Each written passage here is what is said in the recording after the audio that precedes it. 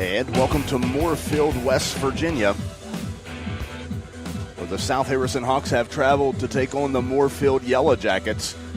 Good evening. First, let me say, sorry for all the background noise. We are literally under the sound system. I'm Tom Sears. Alongside me, as always, Danny Knight. The Hawks looking, Danny, to get win number 2 on the season. Big win last week for the Hawks, getting their first win of the season, first win under head coach Underwood. Congratulations to them. But like you say, building off of that, trying to get a 2-game win streak as they go into the second half of the season.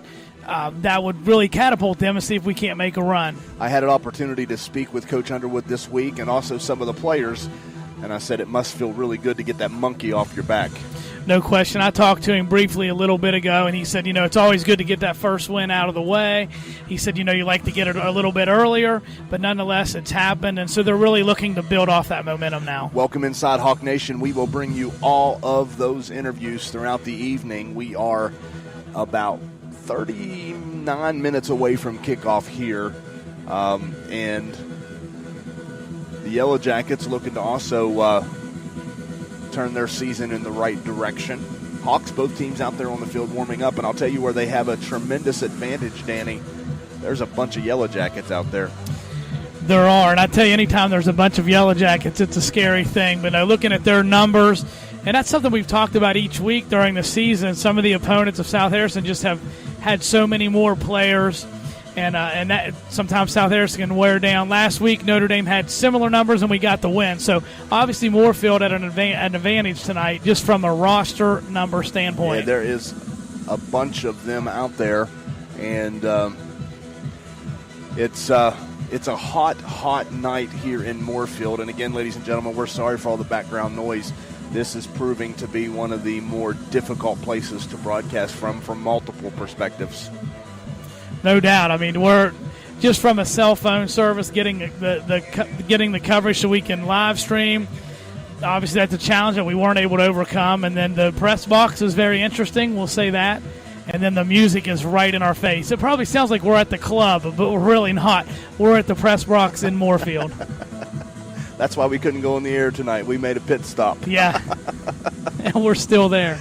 And to add to it, the sun is right in our face, and it is hot. I was thinking about how I said during our last home broadcast that when we come back to South Harrison, the weather won't be as warm. I'm starting to wonder if that's going to be true. I tell you what, you would think it's August 1st here tonight. I mean, it's warm. The sun's right in our face, and we're both dripping sweat right now. It's nasty. It's really, really, really, really hot.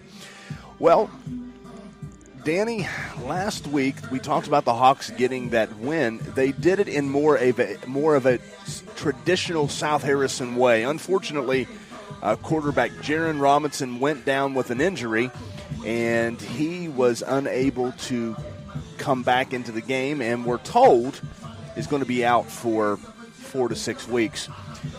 So that sidelined him. What we said last week was that it may have been a blessing in disguise in some ways, and you hate to put it that way, but we have been talking about South Harrison football identity, and it looked like to me they got an identity last week when Barnette and McFadden took over.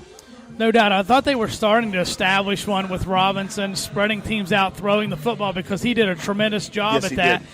But because of the injury, they were forced to go to a plan B, if you want to call it that, with McFadden at quarterback and Barnette in the backfield. And I'll tell you what, it was a force to be reckoned with once they started that. And I think they got back to the traditional Hawk identity, as you mentioned, and it was successful. And I tell you, it has me excited going forward. I'm ready to see that again tonight. They've had a week of practice to build upon it. We'll see where they can go with it. I mean, those are two weapons in the backfield. We talked about it already this season. Playmakers, getting the ball in playmakers' hands. If the ball's in those two kids' hands, I think you always have a chance to win. Now, I was told earlier, and since we're so close to game time, I think I can reveal this. Landon is a little bit beat up as well. So it'll be interesting to see. I'm going to make a prediction.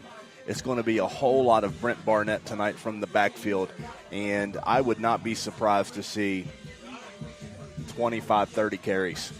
And he's built for that. I mean, I think he definitely has the build and the ability to do it. It's not something he's ever done before. He's new to the running back position. But nonetheless, he's done a tremendous job running it. He's hit the holes well. He finishes runs, and he's shown speed to take it the distance.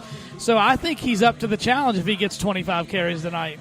I know that we talked about it last week, just his breakaway speed in the open field, and he really broke away from Notre Dame's defense.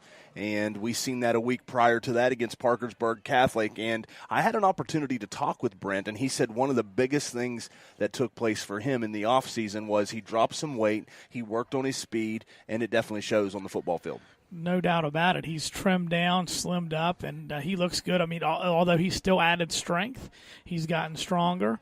And, yeah, you can see it out there on the field in his quickness and ability to run. He's had 3 runs of 60-plus yards already, 2 of those for touchdowns. And last week he almost had a second 60-plus yard touchdown. Got him right at the goal line. Yeah, just breakaway speed. And, of course, then when you add in the Landon McFadden, who is not only fast but is also really, really slippery out there running the football, it really does give South Harrison that 1-2 punch.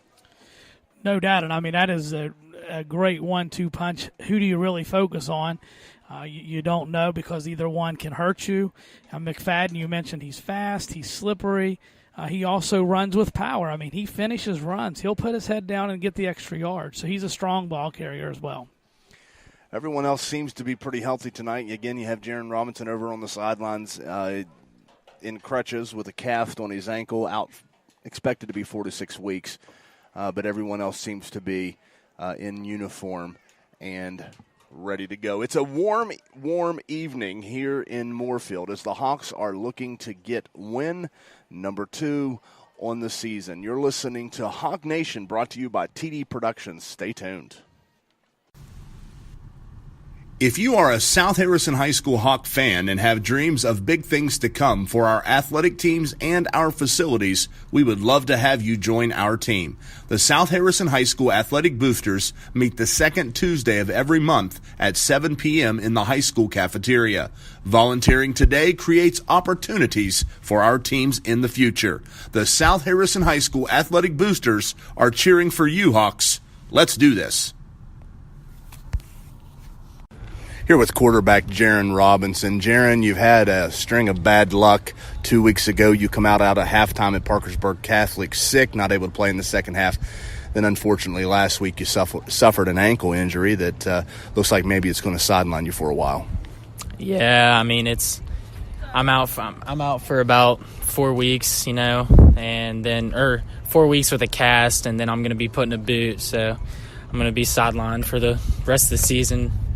We've really been talking just about what a great job you did leading the charge for the Hawks at quarterback position. I know it's got to be heartbreaking to suffer this injury, but like you said, 4 weeks, you'll be back at it and ready to go. Your teammates really stepped up last week and pulled out that win. Yeah, I mean, I even shocked myself with how good I was doing. I mean, I just kind of got thrown into the position when nobody showed up for practice one day, and I was there. Coach asked if you could throw the ball, and I could throw the ball. So, I mean, I just kind of worked through that, and then I just got better and better and really surprised myself. Yeah, I was really proud of them last week. I mean, I listened to it. I listened to this all the way to the hospital, all the way in the waiting room, waiting on the results for the x-rays. All I did was listen to the game. So, yeah, I was pretty proud of them. It is a very proud moment tonight, traveling here to Moorefield. It's tough to see you here in crutches, but just know that everyone's praying for a fast recovery and hoping to see you back out there on the football field real soon. Thank you.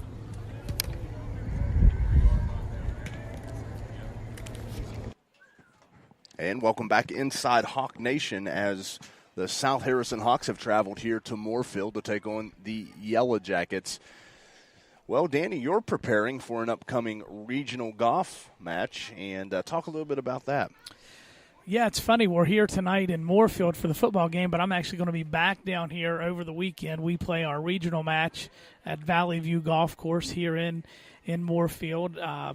On Monday morning, we'll tee off around 10 o'clock, and that is the way you can get into the state tournament in Wheeling at Oglebay. So we'll see how we fare. I mean, I feel like we have a chance if our kids all play well the same day and up to their potential, we could be in the mix. So we're anxious to see, and it's good experience for the kids. Yeah. We're a very young team, so we're building something, and so they get a chance to experience that. Well, this is our first year playing in the Mason-Dixon Conference, and you guys are fresh off of a Mason-Dixon tournament. Talk about there. You guys fared pretty well. Yeah, we were excited. It's the first time for us to participate in that, and we were able to finish in second and be the conference runner-ups. And the kids played well. It was a good experience for them. Caleb Jenkins actually finished second in the whole tournament, shot a 90. And so I thought the kids stepped up. Ethan Titus, Ethan Tyler, Dakota McNeemer, they all stepped up and played well. I'm seeing improvement from the number 3 and 4 position, and that's one of the things that we've been looking for. So, and I know we've talked about it, but this has been the first year in a long time at South Harrison where you've actually been able to be competitive as a team. Right, as a team, they've not in 6 years been able to do that. Because you have to have a certain number of golfers for that to happen. So we've been able to, and throughout the season we could play 6 golfers, and they'd keep 4 scores. Now that we're in the end of the postseason with the Mason-Dixon Conference Tournament, we played 4 and kept 3 scores, and the same thing happens in the regional. So we're definitely down to the nitty-gritty, and it's been a really good season.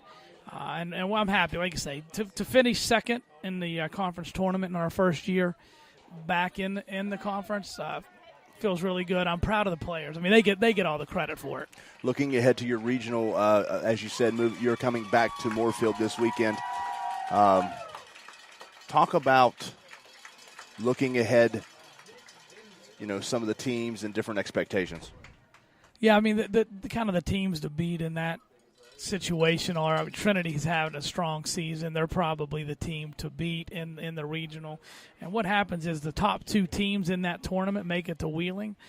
So really kind of in that second group, we're kind of in that mix for that second position, I think, with Notre Dame, Tigers Valley, and Gilmore County. I think it's a toss-up. Whoever plays best that day will have a chance to get in. Yeah, it's really exciting to be in the mix, though, isn't it? It is. And then even if we can't do it as a team, I feel like both Caleb Jenkins and Dakota McNeemer have a chance to make it as individuals. And the way that works is the top 2 individuals that are not on the top 2 teams qualify as an individual to play. So they would have a chance for that, I believe.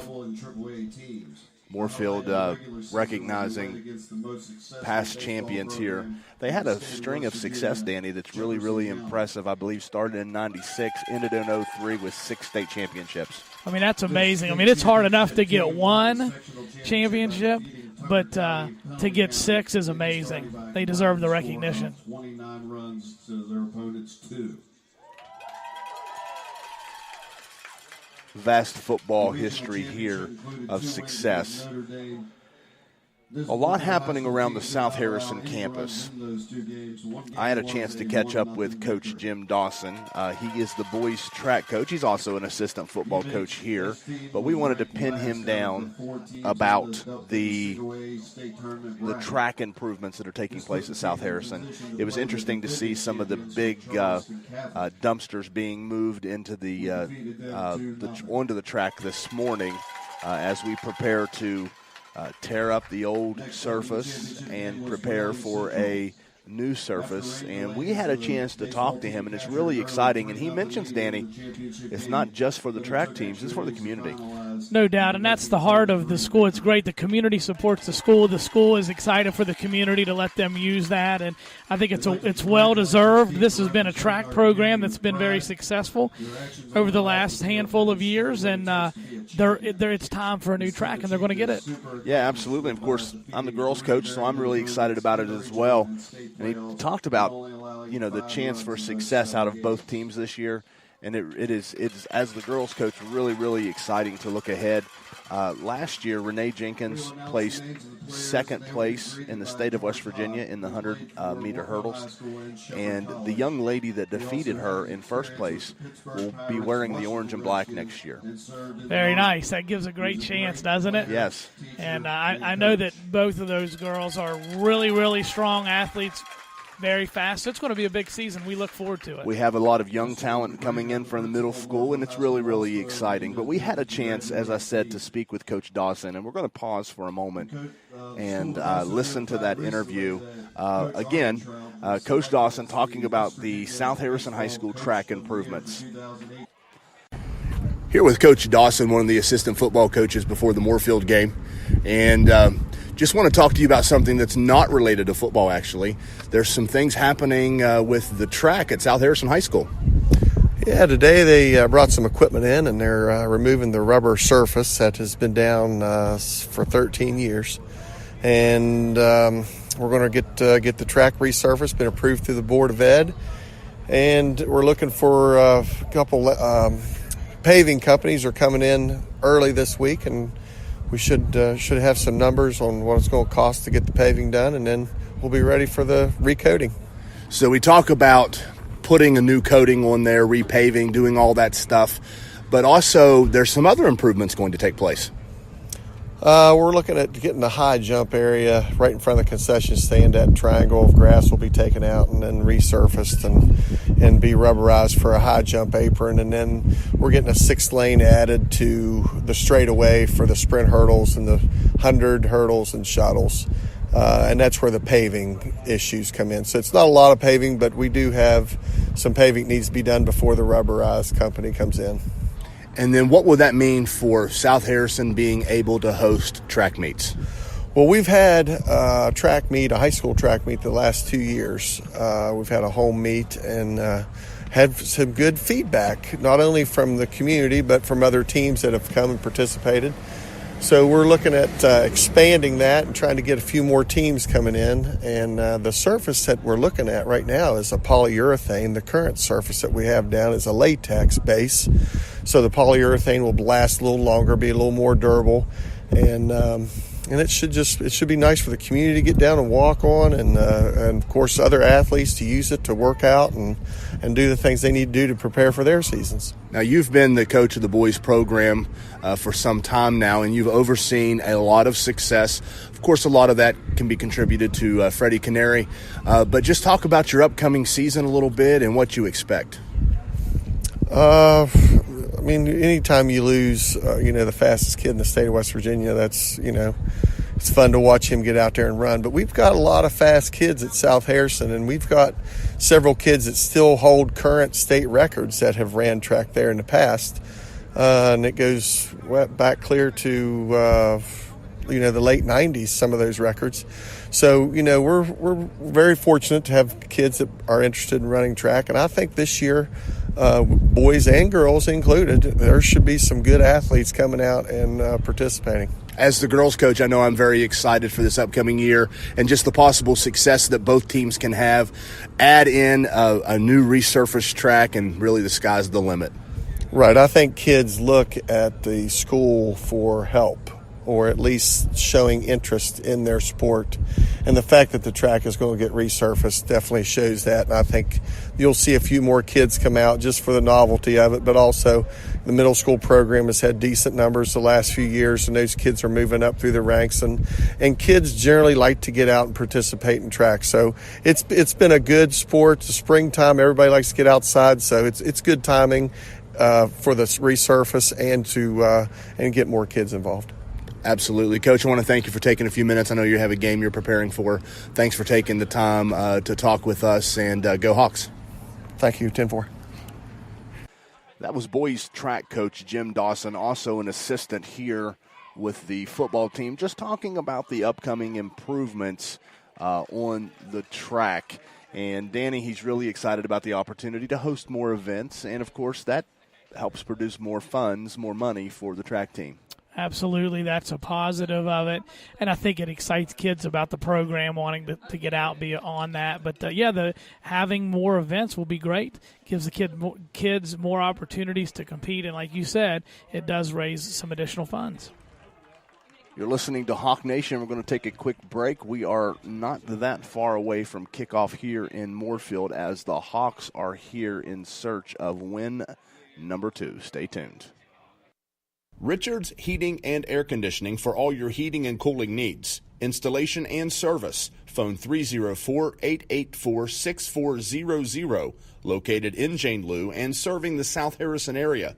Call Richards Heating and Air Conditioning at 304-884-6400. Visit their webpage at richardsheating.com or find them on Facebook under Richards Heating and Air Conditioning. If you are a South Harrison High School Hawk fan and have dreams of big things to come for our athletic teams and our facilities, we would love to have you join our team. The South Harrison High School Athletic Boosters meet the second Tuesday of every month at 7 p.m. in the high school cafeteria. Volunteering today creates opportunities for our teams in the future. The South Harrison High School Athletic Boosters are cheering for you, Hawks. Let's do this. Buying a new home is very exciting, but it can also be very overwhelming and an intimidating process. My name is Danny Knight with Home Finders Plus, and I make it my goal to partner with you and be there for you every step of the way. From showings all the way to the closing table, I will make your home buying process enjoyable and stress-free. Call me today at 304-629-3608, email Danny@homefindersplus.com, or visit our website, homefindersplus.com. Danny Knight, Home Finders Plus, broker Monica Gorel, 304-629-3608. Mountain State Land Surveying, providing boundary surveys for residential, farm, and commercial properties, along with FEMA elevation certificates and construction layout services. Mountain State Land Surveying, call 304-476-8668 for all of your surveying needs. Again, that's Mountain State Land Surveying, 304-476-8668, a proud supporter of South Harrison High School. Just a young gun with a quick fuse. I was uptight, wanna let loose. I was dreaming of bigger things. And you're listening to Hawk Nation. Not a yes, sir, not a follower. South Harrison looking to obtain win number 2 here tonight in Moorefield. Danny, you had a chance to catch up with Coach Underwood, and he talked a little bit about what happened last week. He felt good to get the monkey off his back. He was happy for the kids more than anything to go ahead and get that first win. And I mentioned to him again that, that was his first win. And, he was happy about that, just to get that kind of out of the way, I think. And I think more than anything, he's excited to try to build on that and get a little winning streak going right now. He'll have to do that tonight without his starting quarterback, number 46, Jaren Robinson, who is out with an ankle injury, probably sidelined for a good portion of the season, if not the remainder of the season. But last week we saw Landon McFadden and Brent Barnette step up, and we talked about Brent and how he's built for this. We expect a heavy dose of Barnette tonight. Absolutely. You mentioned maybe as many as 25 carries. I mean, hey, 25, 30. I think he would welcome as many times as they'll give it to him, and I think he can handle that type of workload physically. It's not something he's ever had to do before, but I think he welcomes the challenge. He does welcome the challenge, and I had a chance to meet up with Brent, talk to him yesterday, as a matter of fact, and really excited for him and for his future. We're going to bring that interview to you during our Richards Heating and Air Conditioning halftime show, so you'll want to be around for that. Beautiful, beautiful Moorefield, West Virginia. Is it not just absolutely marvelous? It really is gorgeous. I mean, it's you're sitting in a valley with hills all around you, and it's just beautiful. And this is a beautiful time of year. Tonight is just amazing. That the sun's in our face, but it's setting up for a really nice sunset.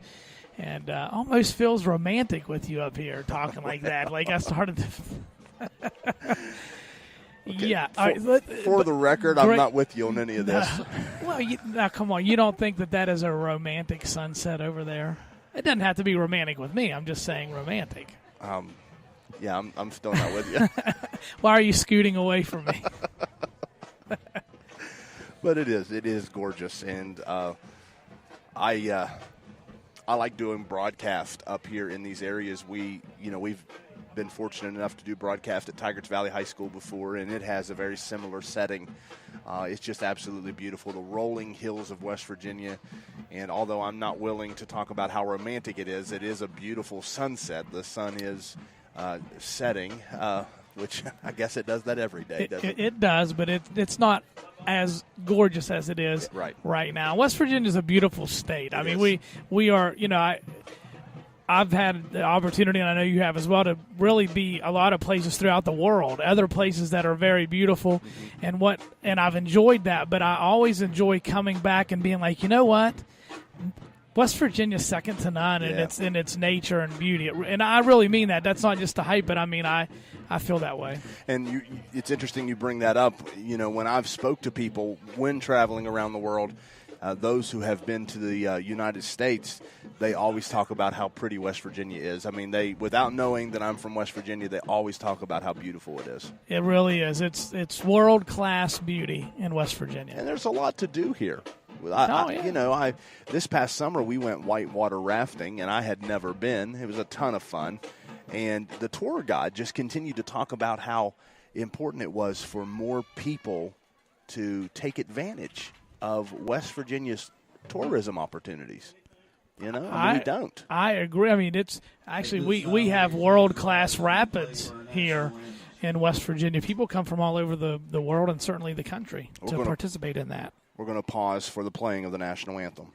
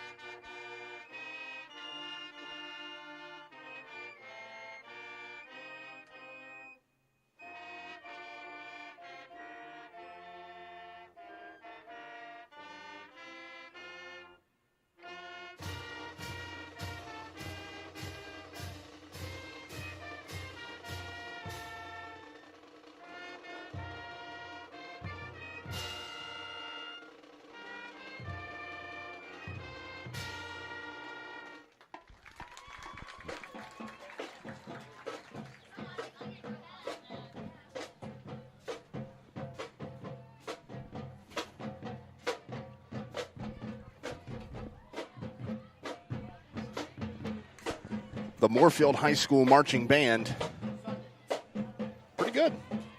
Very good. Just adds to the atmosphere. Again, just a gorgeous, basically fall evening. I mean, it feels more like summer, but it's as the sun's going down, the temperature's dropping, and it's just very nice. This is my favorite time of the year. Yeah, I agree with you. I tend to favor this time of year as well. In that interview with Brent Barnette, I was thinking about this third national anthem. I was thinking about how, we have adopted the name Lost Creek Freak. And Brent reminded us that it was head coach Matt Altabello who gave him that name last year when they played. Well, I think he did a great job, and it's really stuck. And I think he embodies that in the sense of that. I mean, for his age, I mean, his build and strength and abilities are beyond what is normal, and so I just think it fits him. It's a great nickname. It's interesting that I had a chance to talk to him about that. If he, embraced the title Lost Creek Freak, and he gives us the answer to that. But I also had the opportunity, and ladies and gentlemen, if you were listening to last week's broadcast, at the end we talked about, Danny, you brought up that it would be poetic justice if Brent would grow up to be, I said grow up, he's a man now, but, as he got older, became an official. And the reason was because there was a little bit of a stirring in the middle of the field, and, of course, number 23 was right there around it, and we coach him in basketball, so everyone gets it. But I asked him the question, I told him what you said, and I asked him the question. And I want the ladies and gentlemen listening to this broadcast to make sure they stay around for halftime because Brent gives the answer on his future as an official. No doubt. I think that will be very interesting to hear what he had to say. And I just think he has plenty of experience in talking with the officials. And I just think and making calls. And, making calls. And I just think he would deserve some of what he would get because he's dished it out to officials. So. And we have some fun with that. We absolutely love Brent. And, again, I just can't, and I said this to him during the interview, the tradition continues all the way back to his grandfather, Gary Barnette, who led the Hawks for so many years and had so much success. And then with Cam Barnette, who had so much success as a Hawk. And Brent is just carrying it on with a vengeance, so to speak. And it's, a great family, a great tradition, a great school, and it's a great story. It really, truly is, and it does add to it. It adds to the whole community. Everyone knows kind of the tradition there, the family tradition. And, Brent is full of personality, and he shows that on the football field, on the basketball court, everywhere he is. So I look forward to, and I hope everyone does stay tuned for that interview. You'd be hard-pressed to find someone that works harder, too. Oh, absolutely. I mean, he's just all over the place. Feisty competitor. I mean, that's, there's times he gets fired up, but it comes from that competitive desire and will to win. Succeed. Absolutely, for sure. Thus, the Lost Creek Freak. The Lost Creek Freak. Ladies and gentlemen, you definitely want to hear that interview during the Richards Heating and Air Conditioning halftime show. The Hawks making their way back out of the locker room. Danny, what do they have to do tonight to get win number 2? I think it goes back to what we talked about last week, and really the coaches were saying it, is play 4 quarters. I mean, that was the first time last week that they played 4 solid quarters and they got the win. I think that's where you start, and Coach Underwood mentions, hey, it always comes down to blocking and tackling, and he's right. And I think just that running game, establishing that running game early on, getting Barnette going, getting McFadden going, that'll go a long way. And, of course, the normal things always in any football game. You don't want to turn the football over, and you don't want to commit stupid penalties. Well, it's going to be interesting to see how everything shakes out. We're minutes away from a kickoff here, and we want to pause. You had a chance to meet up with both Coach Hathaway and Coach Underwood. We're going to pause, play both of those interviews because we're minutes away from kickoff. Stay tuned. Here with head coach Underwood for the Hawks. Coach, big win last week, first week of the season. Talk about that. Yeah, thank you. Yeah, that was a big win for the program. That first one of the season's always the key. I mean, you always win at week 1, but wherever it comes, that's kind of the moment in which you can turn your season around. Yeah, so obviously your first win as head coach as well. How did that feel? Oh, it felt great. I mean, like I said, we've been in a winning program for years, and then to kind of stumble with what we started with the first 3 games, it was due time for sure. So you feel like that's the game that you needed to get some momentum going to catapult you into the rest of the season? Yeah, and we've been progressively playing better each week. I mean, we played well at Parkersburg Catholic at times, and then at Notre Dame I think we played a full 4 quarters of football, and I think that is what is key. And as long as we keep improving, I think we're going to be okay.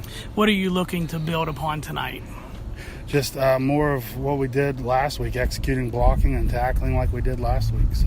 You had to make adjustments with the quarterback, Robinson, getting hurt last week. You went with McFadden at quarterback and Brent in the backfield, and it worked great. Is that something you're looking to continue, that momentum with it? Yeah, I mean, you get forced into certain situations, and you adapt, and you just come back with whatever you can, and that was something it's not really much different than anything we've been doing, but we threw it on the board at halftime, and we went to it and moved the ball consistently, so, yeah. What do you think will be the key to you guys getting another win tonight? Blocking, tackling, that's the name of the game. I mean, if you got to block and you got to tackle. I mean, if you do those 2 things consistently throughout 4 quarters of football and you play with Hawk heart, you're going to be all right. All right, Coach, again, thank you, and best of luck tonight. All right, thank you. I'm here again with Coach Hathaway, the defensive coordinator for the Hawks. Coach, as always, thank you for taking some time with us. Absolutely, anytime. So last week, obviously, big win, first win of the season. Defense did much better as far as giving up the amount of points, only 14 points. What do you think was the key in what you guys were able to do? I thought for the most part we were able to finally play 4 quarters. Especially week 3, we were able to put some good pieces here and there together, but we didn't get that complete game effort. And last week we finally got 4 quarters out of our guys. And sure, we still left some plays out there that we need to clean up, but it was definitely a good effort from start to finish. And that you talked about that last week in the interview, and that kind of was a theme throughout the game. You guys had the lead, and we were saying, hey, the coaches were saying, but they need 4 quarters, and you did get that kind of effort. I thought the tackling was much better. What were your thoughts on the tackling? Yeah, absolutely. Notre Dame, we were able to tackle early on, and I think they panicked a little bit and went to the air. And I think anytime we make a team one-dimensional, that helps because when you run the ball, you got to make a tackle, but for the passing team, you got to get the snap, you got to complete the ball. So there's more things that the offense has to do right when they're passing the ball. And one of those things, if the ball's on the ground, you don't have to tackle. So I thought the tackling was way better through 4 quarters last week overall. And Notre Dame has a talented offense. It's not like that was a team that struggles offensively. They have weapons everywhere, but yet you guys still were able to contain them. Yeah, definitely. Notre Dame, they possessed, an athlete pretty much at every skill position, as some other teams, focus on, maybe 1, 2, at most usually 3 guys. So we were able to, slow them down for the most part. But like I said, there's a lot of, room for improvement, and I'm hoping that we take another step forward tonight. So tonight it's Moorefield. Tell me what you're looking at. What's the keys for the defense to have another performance like last week? Yeah, just effort every play. Again, Moorefield, they've got a talented team. I think they're getting better every week under the new head coach. They're hungry for their first win. They played a really good game last week against a good 3-0, now 4-0 Tucker County team, and I know they're hungry. They're going to come out with their best effort. So if we don't come out with that same effort that we did last week, they're going to give us a lot of problems. So, they're going to run the ball. They got a good short passing game, so we got to defend them sideline to sideline. So when we see Moorefield come out on offense tonight, what are we going to be looking at? Yeah, so they like to spread it out a little bit, but it's spread run. So they're not going to throw it around quite as much as Notre Dame does. But if we can come in and stop the run like we did last week and make them one-dimensional throwing the ball, then I think that favors us. So not that the quarterback can't throw. I think he's a good athlete. I think he's got a solid arm on him. But any time that our defense linemen, can realize, all right, they're going to be throwing the ball a lot. So, that's the key for us is try to make them one-dimensional. Any specific player on their offense that you guys are keying on trying to get stopped? Yeah, it's kind of the same as Notre Dame last week. They don't have a go-to guy per se, but they do have a lot of guys that are more than capable of moving the chains and putting points up on the board. So we got to be able to go out there and defend all guys, line up properly. That was another thing we did way better last week than we had been, was just getting in the right spot and, being in the right position is 90% of defense. One of the things we talked about in the interview last week was you said you were waiting for some other guys on defense other than Barnette to step up. Who do you feel did that last week, and who are you excited to see tonight? Yeah, that was really made me happy last week to see our guys play. Brent really set the tone early, making a lot of plays, and he made a lot of plays through the 4 quarters. But when he can set the tone early on, and the rest of the guys give them some confidence, that's always a key. So last week, we got a big help with Austin King coming in the lineup, being eligible, and also Zach Feathers, Seth Pumphrey made some plays, and I was really happy with our set of cornerbacks and Daugherty and Haddix. I thought they made some really nice plays in the pass game. Anything that you guys have started to add or new wrinkles? Not that you have to disclose what it is, but you feel like you're at a point in the season where you're wanting to add some things, or do you still feel like we're just trying to get settled in? We're still, getting settled in. We will, we have been adding things in here and there, but for the most part, we're just trying to clean things up. So, this week, as long as I think really last week was a, major positive, and going into this week, if we can just get even better than we were last week, that's the main thing I'm looking for. All right, Coach, again, thank you for the time. We wish you the best of luck tonight. Appreciate it. Thank you. Yes, sir.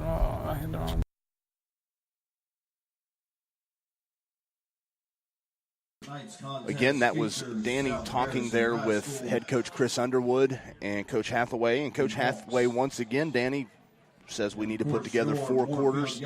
And he mentioned Austin King's play really helped.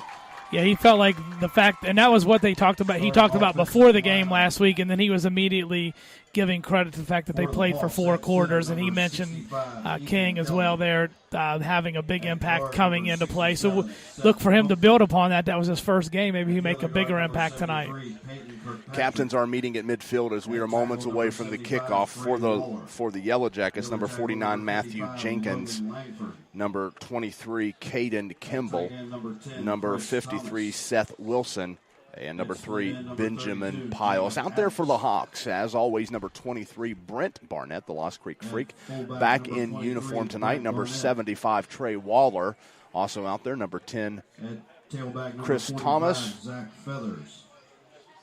And number 14, Landon McFadden. And we're going to get a heavy dose of Barnette and McFadden tonight. There's no doubt about that. I mentioned that I was told that McFadden's buffed it up a little bit, but he is going to play. Looks like the Yellow Jackets won the toss, and they will receive. So the Hawks are going to go on defense first, and Coach Hathaway is going to get an opportunity to put his defense on the field. I'd say he's anxious for that to happen. They really did a much better job last week of tackling and holding a good offensive unit in Notre Dame to 14 points. I think he would love nothing more than to come out here on the first drive and set the tone for this game with a 3-and-out or any kind of stop and get things going tonight. Receiver number 3, Ben Piles.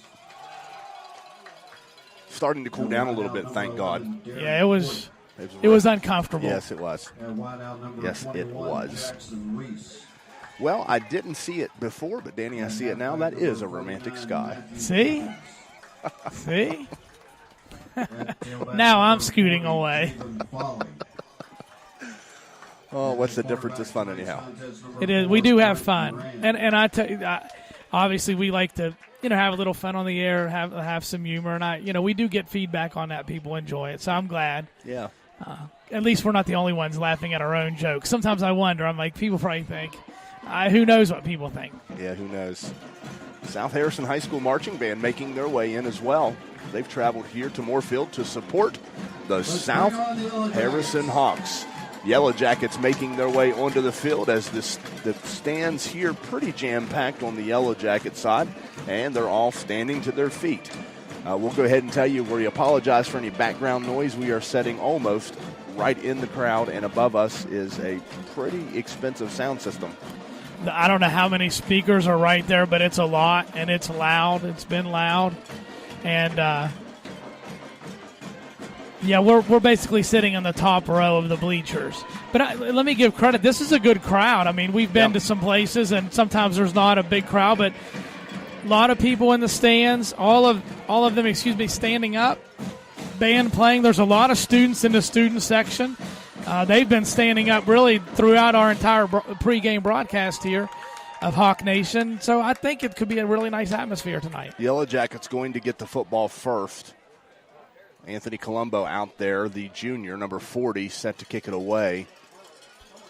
It is a hyped-up crowd here tonight, an atmosphere, and why not? They were recognizing a lot of past success, including the 2018 baseball state champions were honored there before the game, and we already said posted here on the front of the press box is 6 state football championships.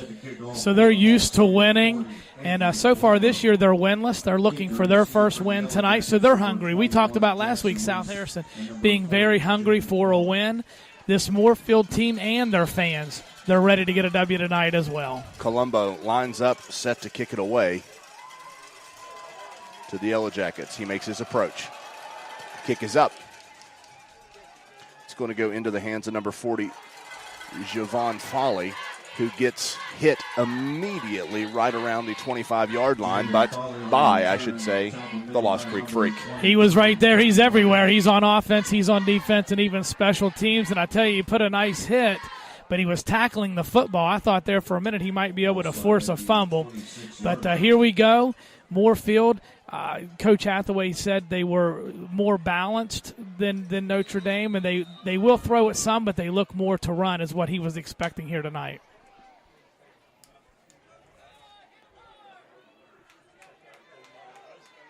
Snap comes back. It's going to be a handoff to number 19, Coleman Mongold. who breaks away. Correction, that's number 49, Matthew Jenkins. And I don't see any laundry. Well, yep. There is some laundry. It's a touchdown, but I think it's going to be a personal foul against the Hawks. No, they waved it again. They pointed it at Moorefield. Oh, let's see here. I looked up and saw 2 Hawks back by the officials. Yeah, it's unsportsmanlike against the Hawks. That's what I thought. Yep, that's what I thought. But I looked back there. I saw some communication happening between a couple of our players and the official, and he threw the flag. Oh, okay. But it looked like to me, did I see wrong? But he pointed towards where Moorefield was. That's where my confusion came in. Yeah, I'm not. But either way, it doesn't matter. It's against South Harrison, touchdown stands. Great fake by the quarterback. It faked me out. I thought the running back had the ball as well. And then I thought, well, did he fumble? Because I didn't see the ball in his hands. And there goes the quarterback up the middle. And he showed good speed. So great start for Moorefield. If you're a Moorefield fan, that's what they wanted to see. And if you thought their fans were fired up early, they really are now. Yeah, they really are for sure. On to attempt the extra point. Number 8, Atakilt Tamaru. He's a good kicker. I believe he had a 50-yard field goal against us last year is what I was told. And in warm-ups, he was booting it through the uprights. Only a sophomore. So Moorefield wastes no time. They're on top of the Hawks 6-0, awaiting the extra point. Snap comes back. Ball's put down. The kick is up. It looks like from this angle, no good. That is correct. Extra point is no good. 6-0 is the score. Wow, it's the Yellow Jackets on top first, fast, and in a hurry. Yeah, they got it. Just a great play. I give the quarterback credit, again, for a nice fake. It fooled the Hawks defense, at least held their linebackers enough for him to get to the second level, and once he did, he was gone. Really good speed. I was trying to say, I paused there because I was trying to think of a way to say the Yellow Jackets stung the defense early, but I don't know. Couldn't quite put it all together? I'm a little slow sometimes. I'll tell you who's not slow. That's number 49, Matthew Jenkins, the sophomore, buffeted through the South Harrison defense and rumbled, 75 yards for a touchdown. That's exactly what happened, and not the start that South Harrison wanted. You know, we said Coach Hathaway anxious to get his defense on the field, maybe try to get a stop. Obviously, that didn't happen. They gave up the big play, first play of the game.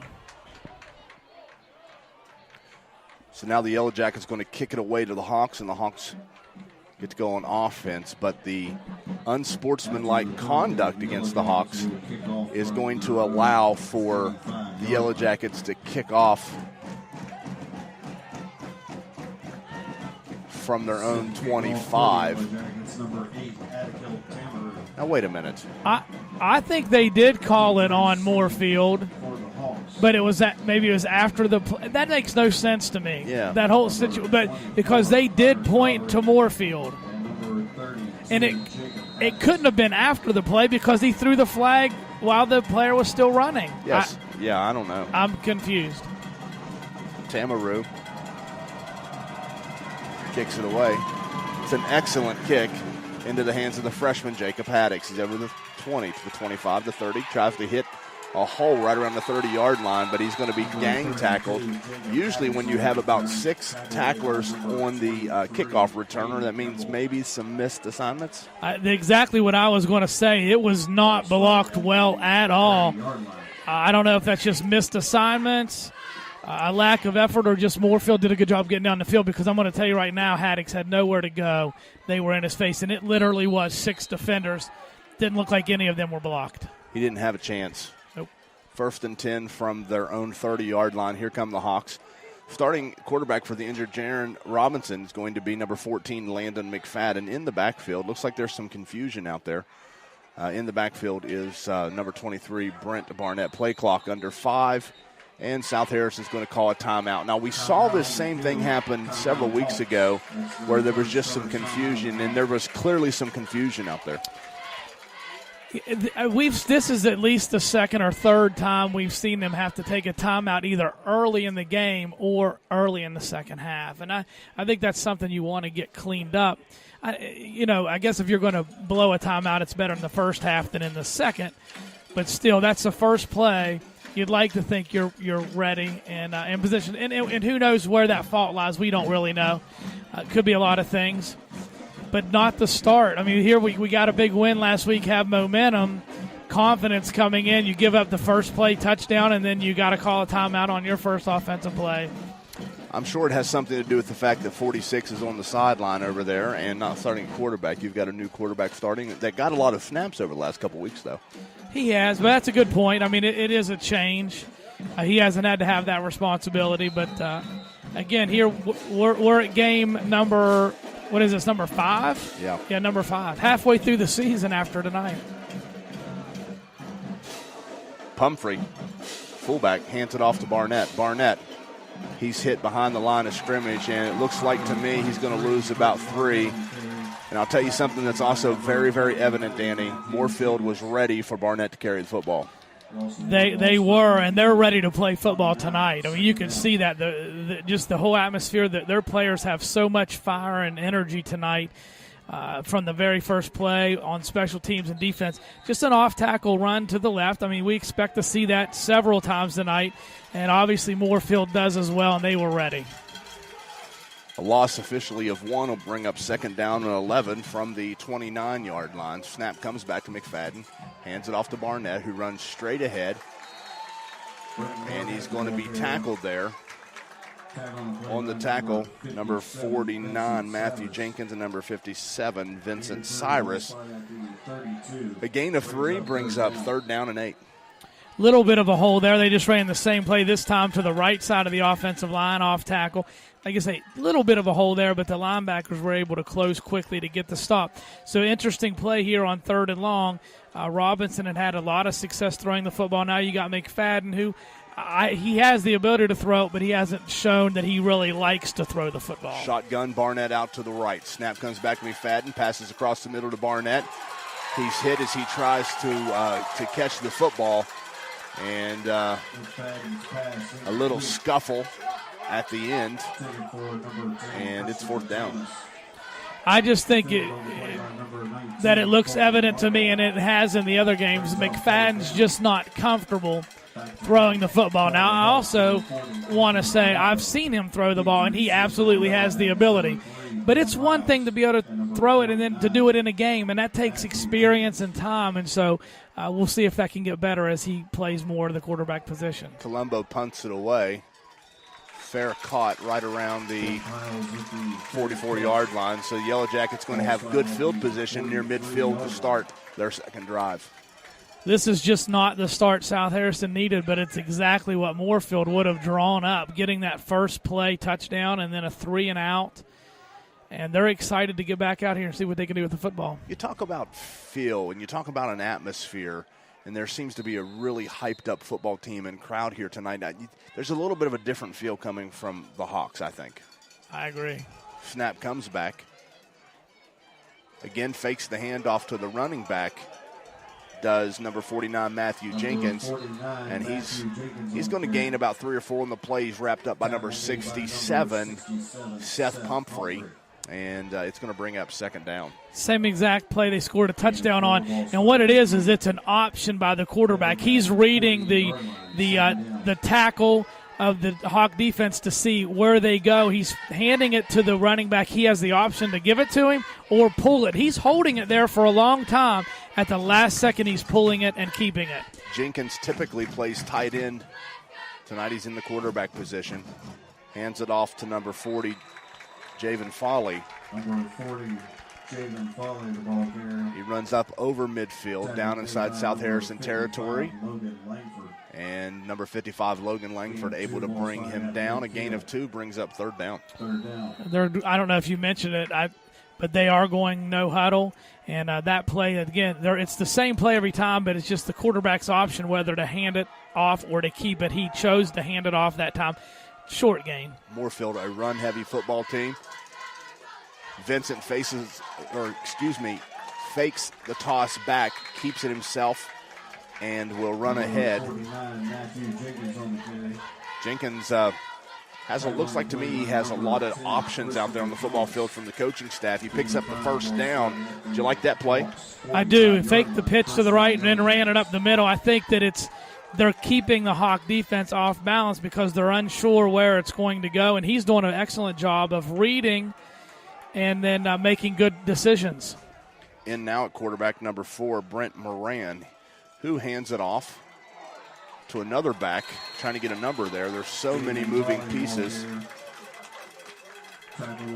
That's number 40, Javen Foley. Excuse me, I thought it was someone else.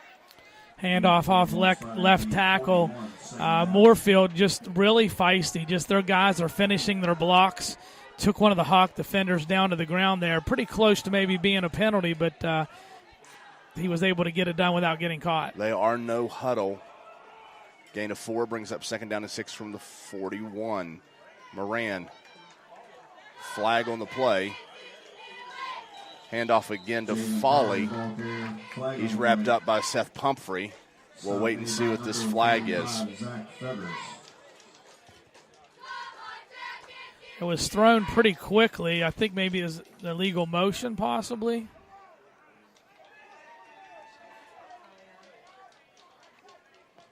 It looks like it's definitely against Moorefield.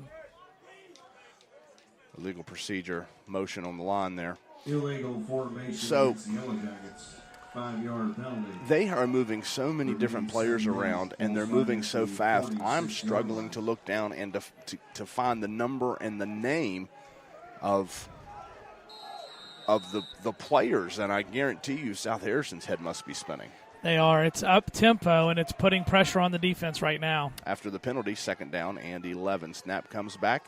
Going to be handed off this time. Number 21, Jackson Weiss, gets to the outside, and he'll be chased down by number 14, Landon McFadden. He went in motion from left to right, got the handoff, got to the outside, close to the first down. You called it exactly right, in motion, and they handed it to him. It was a really nice, sweet play. They blocked it well, executed it. He was able to get to the outside. Almost got a first down. Hawk defense looks to be on their heels right now. 3rd down and 1 after the gain of 10. Brent Moran playing quarterback for the Yellow Jackets. In the backfield with him is number 40, Foley. Snap comes back, handoff to Foley, runs straight ahead. It's going to be stood up by number 75, Trey Waller, and number 67, Seth Pumphrey, and I think they stopped him, prevented him from picking up the first down. That initial spot definitely shows it to be short, and yeah, they're going to call it 4th down. I mean, it's 4th and short. It looks like there's no hesitation by Moorefield. They're going to go for it. 4th down and less than a yard. Ball right around the 36-yard line. Out of shotgun, Moran. In the backfield, number 40, Foley. 3 receivers, 2 to his left, 1 to his right. Snap comes back, fakes the handoff. He's going to keep it himself, but he does not get it. Able to get in there for the sack, number 10, Chris Thomas. It was a little bit of confusion. It was going to be that quarterback option, whether he hands it off or keeps it. This is the new quarterback, number 4, and it just the timing wasn't there. There was some confusion, and it caused him to lose yardage and not get the first down. And I'll tell you, I was sitting here thinking, I found it interesting that I'm not sure why they made the switch. Nothing against the other quarterback, but 49 was doing a really nice job of reading that play and handing it off. So, and I don't think he's out of the game because he's on defense and they had him at running back. So just an interesting adjustment there. Not sure why they did that. Sometimes there can be one too many changes, I think. Yep. Hawks back on offense, 1st and 10 from the 36. McFadden's going to run it from the quarterback position, runs ahead. He's tackled by number 44, Blake Funk, and he gains about 3, brings up 2nd down and 7. Barnette was the lead blocker that time. Again, off tackle to the right. There was a hole. I mean, he got 4 yards, but I'll tell you, give the number 49, what is that, Jenkins? Jenkins, who plays quarterback. He's also one of the middle linebackers, and he filled quickly and put a nice shot on McFadden.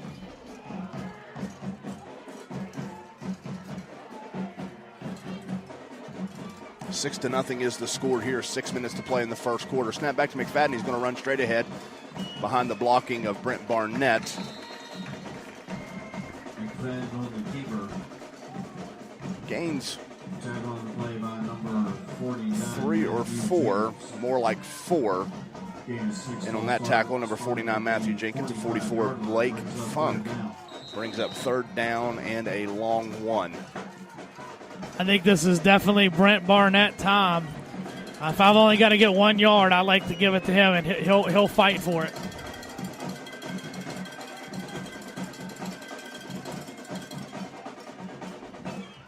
Snap back, hands it off to Barnette. Gets stood up, will not get the first down.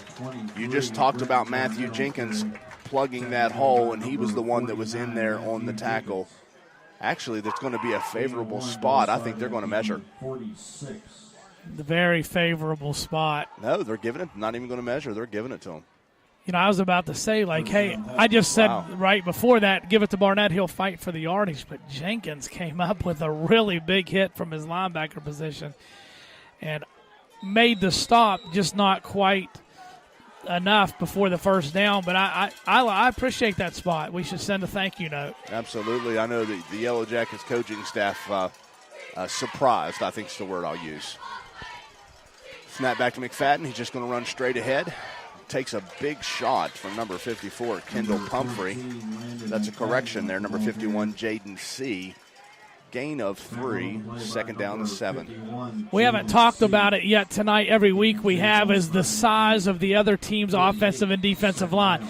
Moorefield, again, has really nice size up front. And what's happening here, what I'm watching is their defensive linemen are doing a really good job of taking up the blocks of the offensive line for the Hawks, but their linebackers are controlling this game because they're coming up and making the tackles. Snap back, McFadden will pass. Throws it deep. He's got Daughtry wide open. He catches it. Hunter Daughtry inside the 20, actually inside the 15. Tackled by number 23, Caden Kimball. So what we have is a situation where the South Harrison offense, I think, caught the Yellow Jackets sleeping. They did for sure. Really good call by Coach Underwood. And you said wide open, and he really was. He was 5 to 10 yards behind behind his guy guarding him. McFadden, I said, wasn't comfortable earlier. He looked very comfortable there, and he threw a really nice long pass. Maybe that will give him more confidence throwing passes. First down and 10 from the 12. Snap back to McFadden. He'll run straight ahead. Breaks away, slips a tackle, and gets into the end zone. I do not see any laundry on the field. Touchdown Hawks. South Harrison scores. McFadden just kept it up the middle, able to bounce off a would-be tackler. And once he gets going, he's tough to bring down, and he squirted right into the end zone there. Touchdown, the Hawks answered. Let's see if they can get the extra point and get the lead. Tied football game here. 32, Jacob Haddix.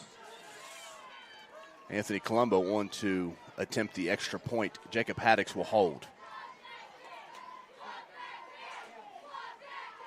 Snap comes back. Haddix put it down. And Colombo kicks it and puts it up and through. So the Hawks will take a lead. The score here in Moorefield. South Harrison 7. Moorefield 6. If you are a South Harrison High School Hawk fan and have dreams of big things to come for our athletic teams and our facilities, we would love to have you join our team. The South Harrison High School Athletic Boosters meet the second Tuesday of every month at 7 p.m. in the high school cafeteria. Volunteering today creates opportunities for our teams in the future.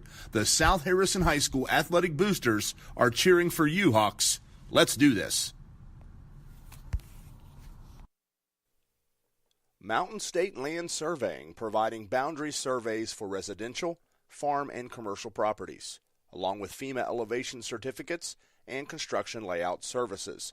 Mountain State Land Surveying, call 304-476-8668 for all of your surveying needs. Again, that's Mountain State Land Surveying, 304-476-8668, a proud supporter of South Harrison High School.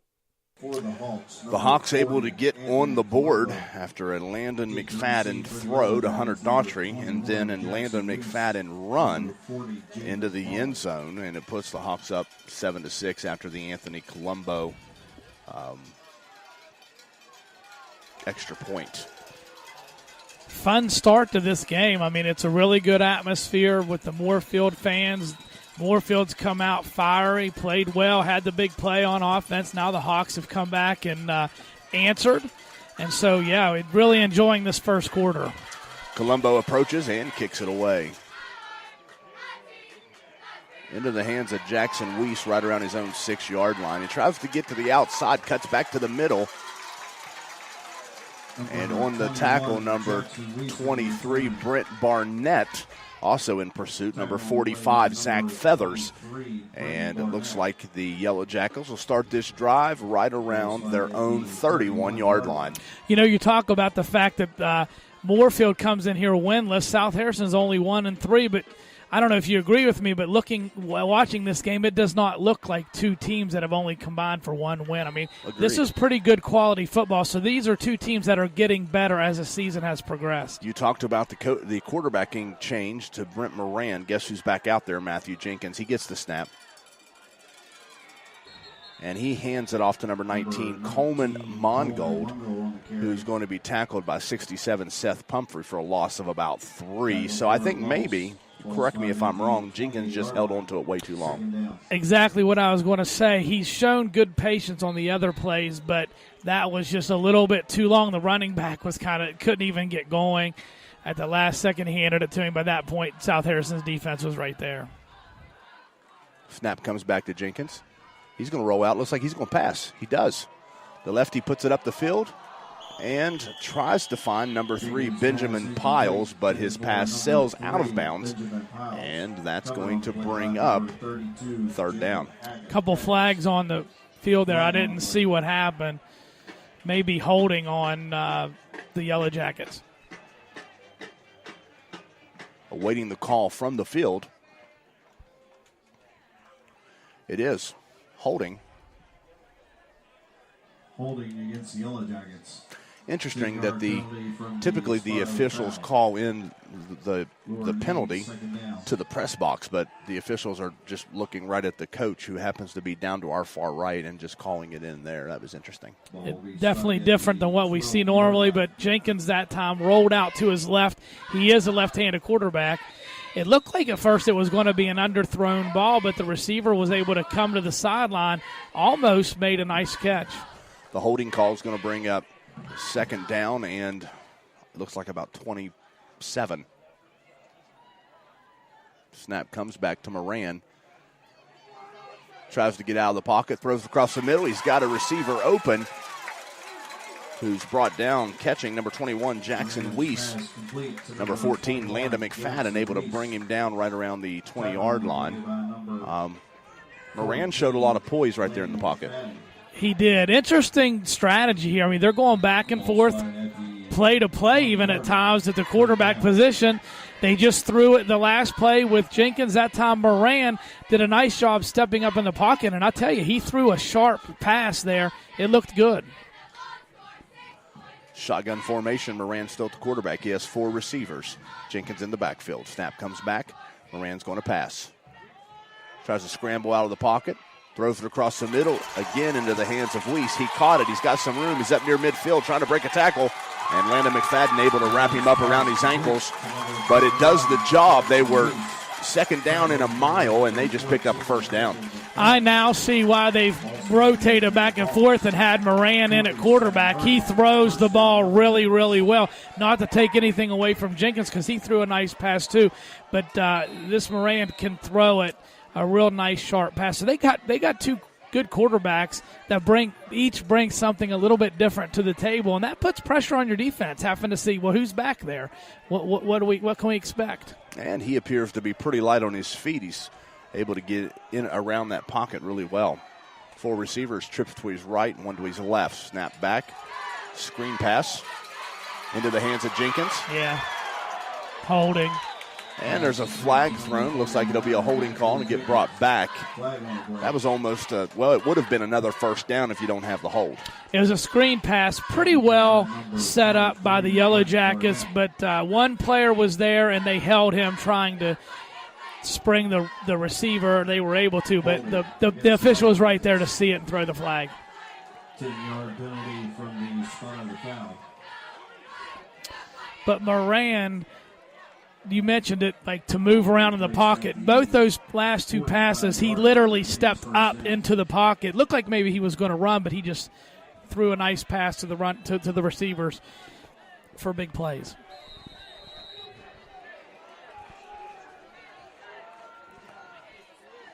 Man in motion from right to left. That's Weiss. Tries to turn the corner, that handoff there, and McFadden wraps him up and brings him down. McFadden's been on several tackles tonight. Been a very sure-handed tackler. One of the things that Coach Hathaway has talked about a couple weeks ago was looking for some other players to step up and really be what he thought they could be. He mentioned McFadden. I think he's doing that tonight on defense, and of course we know what he can do on offense. Second down and about 16. From the Yellow Jacket 46-yard line. Snap comes back. Moran rolls to his right. Runs back towards his left. Tries to get to the outside. Jenkins leading the way. And Moran runs out of bounds. Zach Feathers there to help him make that decision. It's a nice run. Very nice job. It was trying to set a screen pass up to Jenkins that time. And really, it was well defended by South Harrison. Moran recognized it. So didn't Jenkins, who turned from a receiver into a blocker, which helped Moran get extra yardage. So here's a nice third down in mid-range. We'll see what Moorefield decides to do here. It's going to bring up third down and about 7. So many moving parts to this Yellow Jacket offensive attack. Moran hands it off to Foley. Foley gets up to about the 40-yard line, and he is stood up by Trey Waller, Zach Feathers, and 67, Seth Pumphrey. Looked like there for a second he was going to be able to get the first down, but the Hawk defenders closed pretty quickly. Brings up fourth and about 3 at the 40-yard line. It's just really a very kind of middle spot. Do you go for it? Do you punt it? I think they're trying to decide that right now. Look at the coaches talking to one another. I think they're going to take a timeout and talk about it. They let the game clock run down. It's the end of the first quarter, so that gives them a little extra time. And, Danny, they don't have to take the timeout. No, that's a great job by the coaching staff managing the clock. They definitely were unsure of what to do. Might as well use this time in between the quarters. Absolutely. You're listening to Hawk Nation. Into the first quarter, South Harrison is on top of the Yellow Jackets, 7-6. Stay tuned.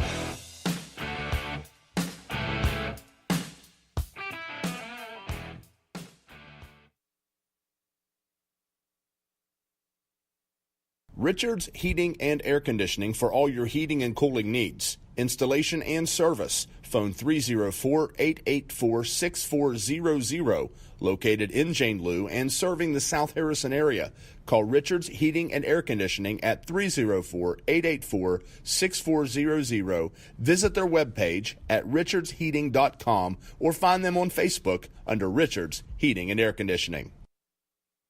Need to sell your home but don't know where to start? My name is Danny Knight with Home Finders Plus, and I will help you. I will advise you on exactly what you need to do to get your home ready to sell, and will give you an honest, accurate, and professional opinion of what your home will sell for. It's my goal to help you every step of the way and make selling your home a stress-free experience. Call me today at 304-629-3608, email Danny at homefindersplus.com, or visit our website, homefindersplus.com. Danny Knight, Home Finders Plus, broker Monica Goral, 304-629-3608. Back here live in Moorefield, awaiting the decision of Moorefield's coaching staff to determine what they're going to do. as they face a 4th down and 3 right around the South Harrison 40-yard line, trailing South Harrison 7-6. Danny, what do you think? I think they're going to go for it just by watching the body language of the coaches and the players. No, actually they're bringing the punter out. But don't be surprised if there's a fake. Yeah. Because they were definitely talking a lot in the huddle right there. Atakilt Tamaru on to punt it away. McFadden goes back deep. Number 14, Landon McFadden.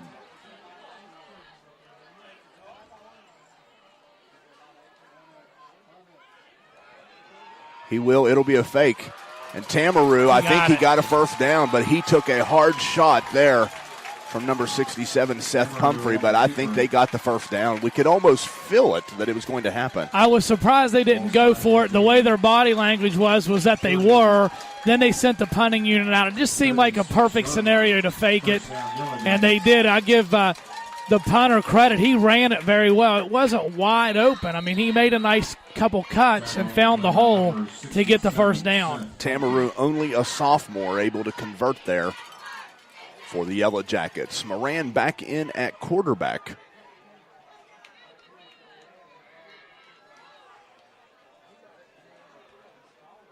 Ball down to the 36-yard line. Jenkins goes in motion. Hands it off to Foley. Foley runs straight ahead. Had it not been for Brent Barnette plugging that hole and getting that tackle, Foley had a lot of room. I like the design on that play. They put Jenkins out in motion, and he's been the primary ball carrier. That's designed to get the linebackers moving out, watching him, and then they hand it off up the middle to the other running back. And got nice yardage there on first down. Picked up 5, going to bring up 2nd down and 5. Ball down to the 31-yard line of South Harrison.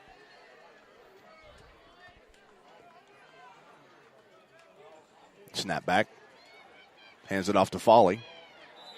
Foley's wrapped up and brought down by number 75, Trey Waller. Pretty diverse offense. I mean, and you've mentioned it, a lot of moving parts. They're switching quarterbacks. Different guys are running the ball. Different guys are throwing the ball. And we've seen screen passes. We've seen deep passes. They've rolled out. They stepped up in the pocket. So just a little bit of everything, and all this in a no-huddle offense with up-tempo. Takes a lot of reps. It does. They look good. I'm surprised they haven't won a game. 3rd down and 4 from the 30-yard line. Moran fakes the handoff to Jenkins, keeps it himself, gets out of the pocket. He's down to the 10, to the 5, slips, and will be tackled. Looks like inside the 5-yard line by number 14, Landon McFadden. And I think if he doesn't slip, he may get into the end zone. Yeah, he was trying to cut back there to get past McFadden. I give McFadden credit for just being in position there and kind of forcing him to do something. And he slipped up. But that's that same play where they ran with Jenkins. Yeah, they're holding it. It's really putting a ton of pressure on the defense. And more times than not, these quarterbacks for the Yellow Jackets are making the right reads and doing a good job. Speaking of Jenkins, back in at the quarterback position, 1st and goal from the 5. Snap back to Jenkins, hands it off to Foley. Foley tries to run up the middle. A flag is thrown. Foley is brought down.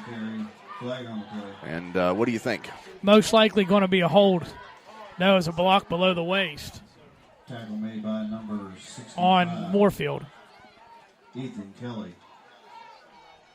Ethan Kelly able to get in there on the tackle.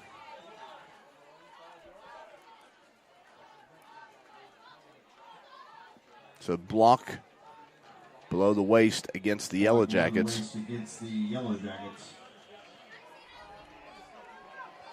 15-yard penalty. Ball be spotted at the. So they go from a 1st and goal from the 5 to having a 15-yard penalty that gives them a 1st and goal from the 20. Very hurtful penalty, obviously. 15 yards there on the block below the waist. And this is what we saw last week with Notre Dame, where they moved the ball at times but then would hurt themselves with penalties. Now, this is the first time tonight Moorefield has done that. They've looked sharp in every other way, but that's a penalty that really is very hurtful, and it could be the defining play in this drive that might keep them out of the end zone. Timeout taken on the field. So, Danny, you're pretty impressed here with this Yellow Jacket team. It's not what I expected coming in. I knew they were winless. But this is a team that is, number one, from the very beginning, fired up and ready to play football. They look to be well coached. They do a lot of things on offense. Their offensive and defensive line looks good. Their linebackers have played well. I mean, this team looks good to me. And we mentioned it early, starting at the first part of the game. Wow, Moorefield's really ready to play. And you said not necessarily seeing that from South Harrison. And I was going to say they looked kind of flat. Now they since rebounded and had the touchdown drive. But I do want to say this, it's a long bus ride. This is a long trip up here. You wonder sometimes if that doesn't cause a little bit of a, rough start. You think that plays a role at all? Well, I mean, we left the South Harrison area around 2 o'clock, and the football players left an hour before us. And, I mean, it's a long haul up here. It definitely, from coaching basketball and taking those long road trips, it definitely plays a part. Yep. Moran back in at quarterback. 3 receivers, 2 to his left, 1 to his right. Jenkins in the backfield. Snap comes back. He'll pass. Moran passes to Jenkins, and Jenkins tackled by number 23, Brent Barnette, but he's down inside the 20. Gain of a couple. It's going to be 3rd and goal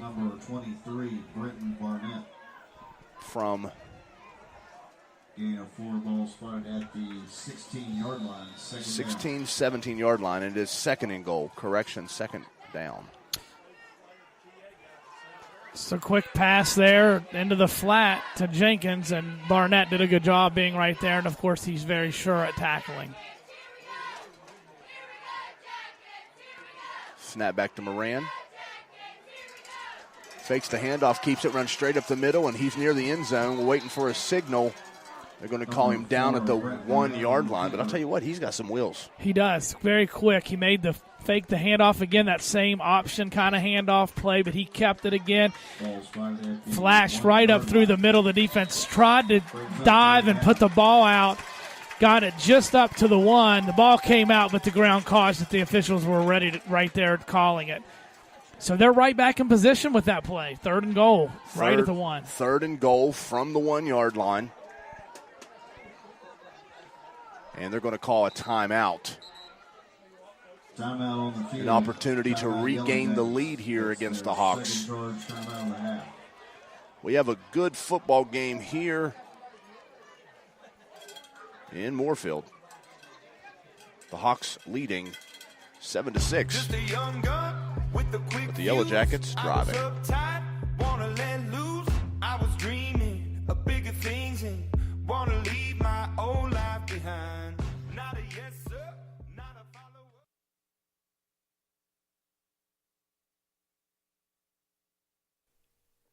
Mountain State Land Surveying, providing boundary surveys for residential, farm, and commercial properties, along with FEMA elevation certificates and construction layout services.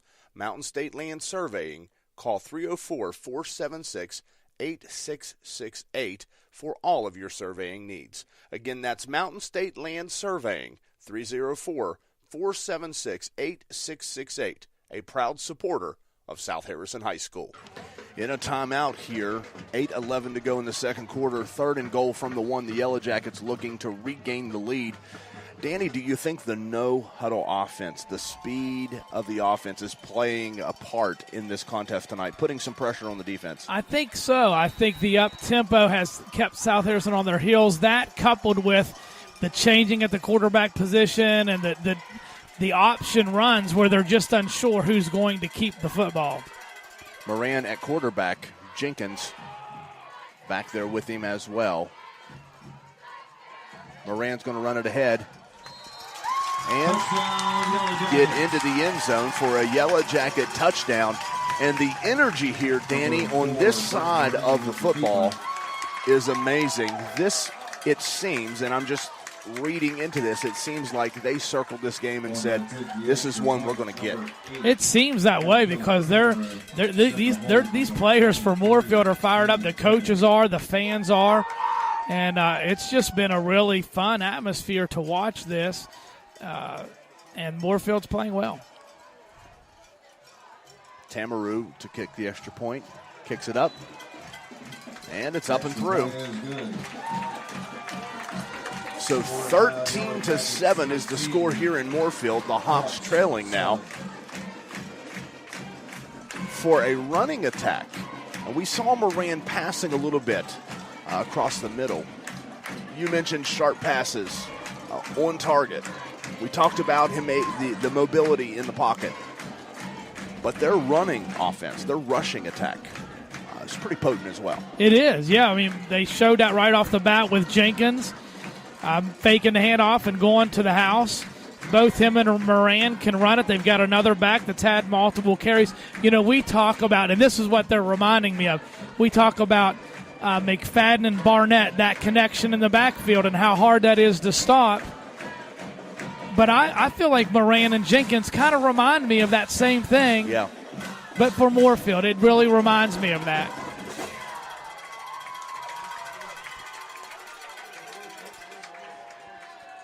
I see the Lost Creek Freak made his way over. He's looks like maybe taking a breather. And a couple of the players joining them. I see a couple players going over and sitting down on the bench, and I think it maybe speaks to what we were talking about. You think about the three players sitting over there right now, Barnette, McFadden, and Pumphrey, playing a large part offensively for the Hawks and defensively. Add to that the Yellow Jacket no-huddle offense, the up-tempo, keeping, as you said, keeping the Hawks on their heels. It has to be getting tiring, and we're only in the second quarter. I think that's an excellent point that you're making, and we're seeing that so far. Tamaroo on to kick it away to the Hawks. Back for the Hawks. 24 Daughtry and 32 Haddix. Haddix gets it right around his 5-yard line. Tries to cut straight up the middle. Gets up over the 20 to about the 21-yard line. And he's brought down. Again, multiple tacklers in there. Looks like maybe some coverage breakdowns. Not very well blocked again. Maybe a little bit better that time. But I saw some South Harrison players, I don't think they want to make a block. And I think they have a lot of young kids on that kickoff return. I mean, I'm looking out there. There's no McFadden. There's no Barnette. Pumphrey wasn't out there. And you got to find a time to rest those kids. And I think they've chosen to do that. And you can see maybe some younger players not quite able to make the blocks, but they'll get better as the season progresses. I think coupled with the heat here this evening, this up-tempo offense of the Yellow Jackets could end up spelling trouble for the Hawks. Hawks back on offense. McFadden at quarterback. Barnette in the backfield. McFadden looks like he's just going to run it out to his right. Turns the corner. Gets a first down. He's up around the 35-yard line, following the lead blocker, Brent Barnette. But he's brought down, but moves the chains. Barnette did a good job of getting outside there as a lead blocker. He sealed that defensive end. It allowed McFadden to get to the outside, and just a nice play, just a quarterback sweep to the left and executed to perfection.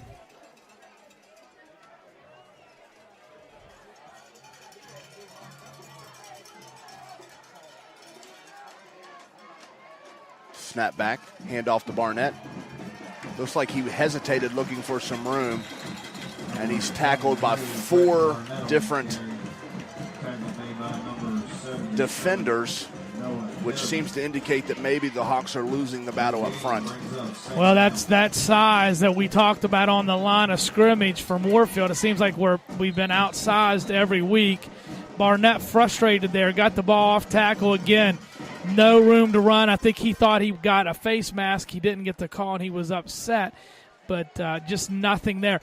There's no question in my mind the Yellow Jackets are targeting Barnette. I mean, in the sense of they're keying off of him. Snap back to McFadden. He'll pass. 2nd down and 10. Throws it out. It's a low pass.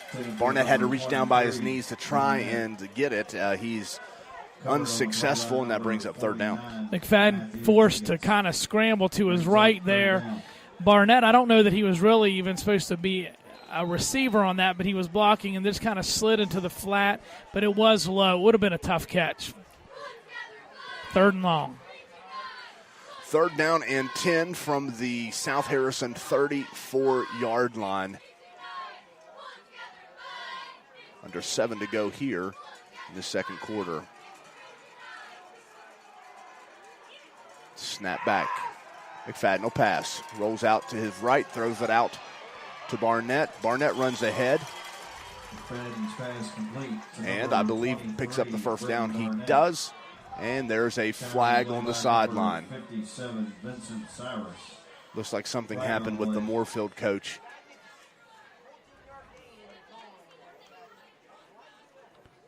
Well, let's talk about the play while we against sportsmanlike conduct on Moorefield.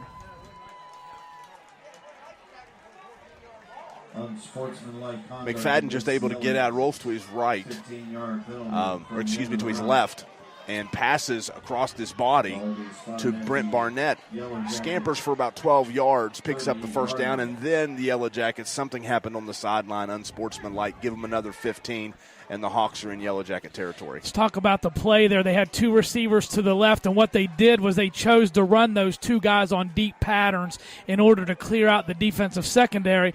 Then they're sneaking Barnette out into the flat where he was wide open. And what I can't remember if Barnette was in the backfield that time or if they had him up at tight end. So they're starting him in the backfield, and they're sneaking him out into the flat. I love that because they're clearing out with the other two receivers. And you get Barnette the ball in space, he's going to be tough to bring down. Barnette goes to the sideline to get a breather.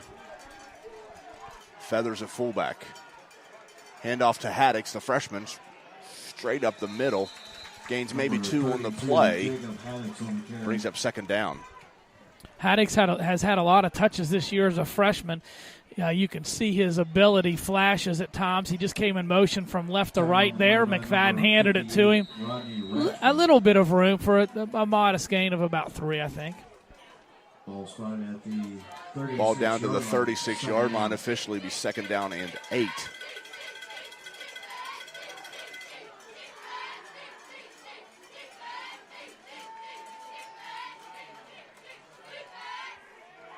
McFadden will run it.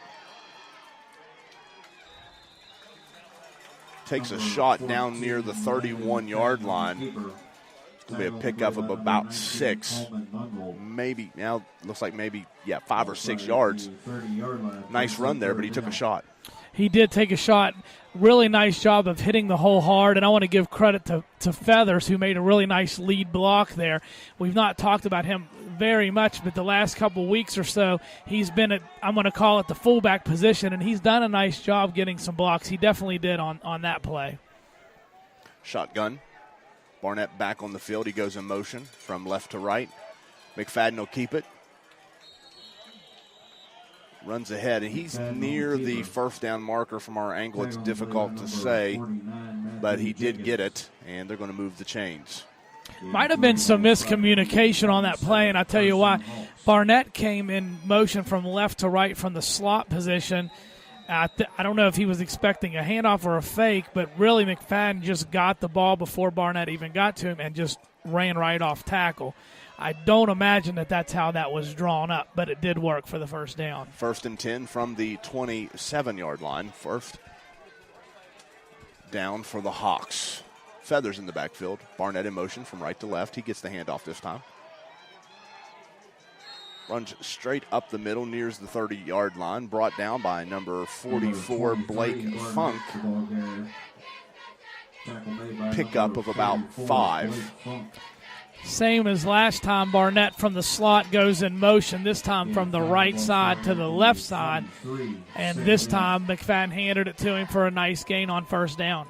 Hawk offense is moving, getting in a rhythm here.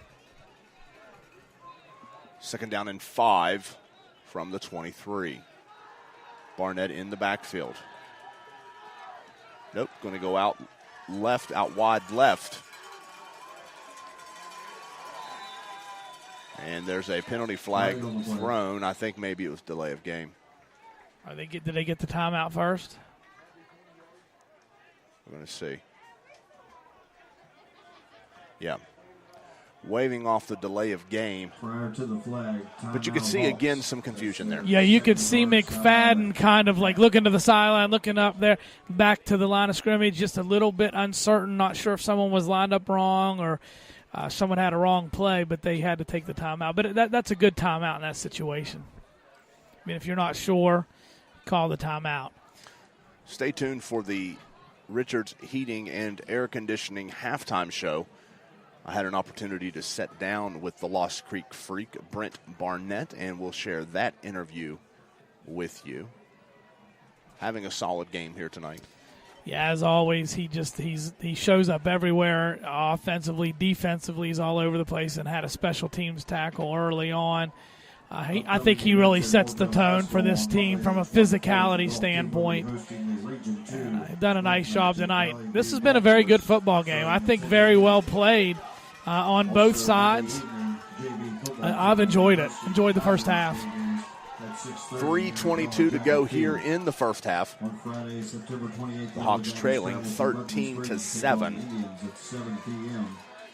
And the next home varsity football game will be homecoming on October 12th. The Hawks in the middle of this away game stretch.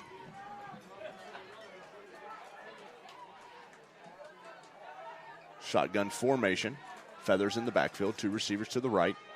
2 to the left. Barnette in motion. Fakes the handoff to Barnette. McFadden will bounce it out to the outside, and he'll be tackled and brought down for a loss. McFadden on the keeper. Tackled by a swarm of Yellow Jackets.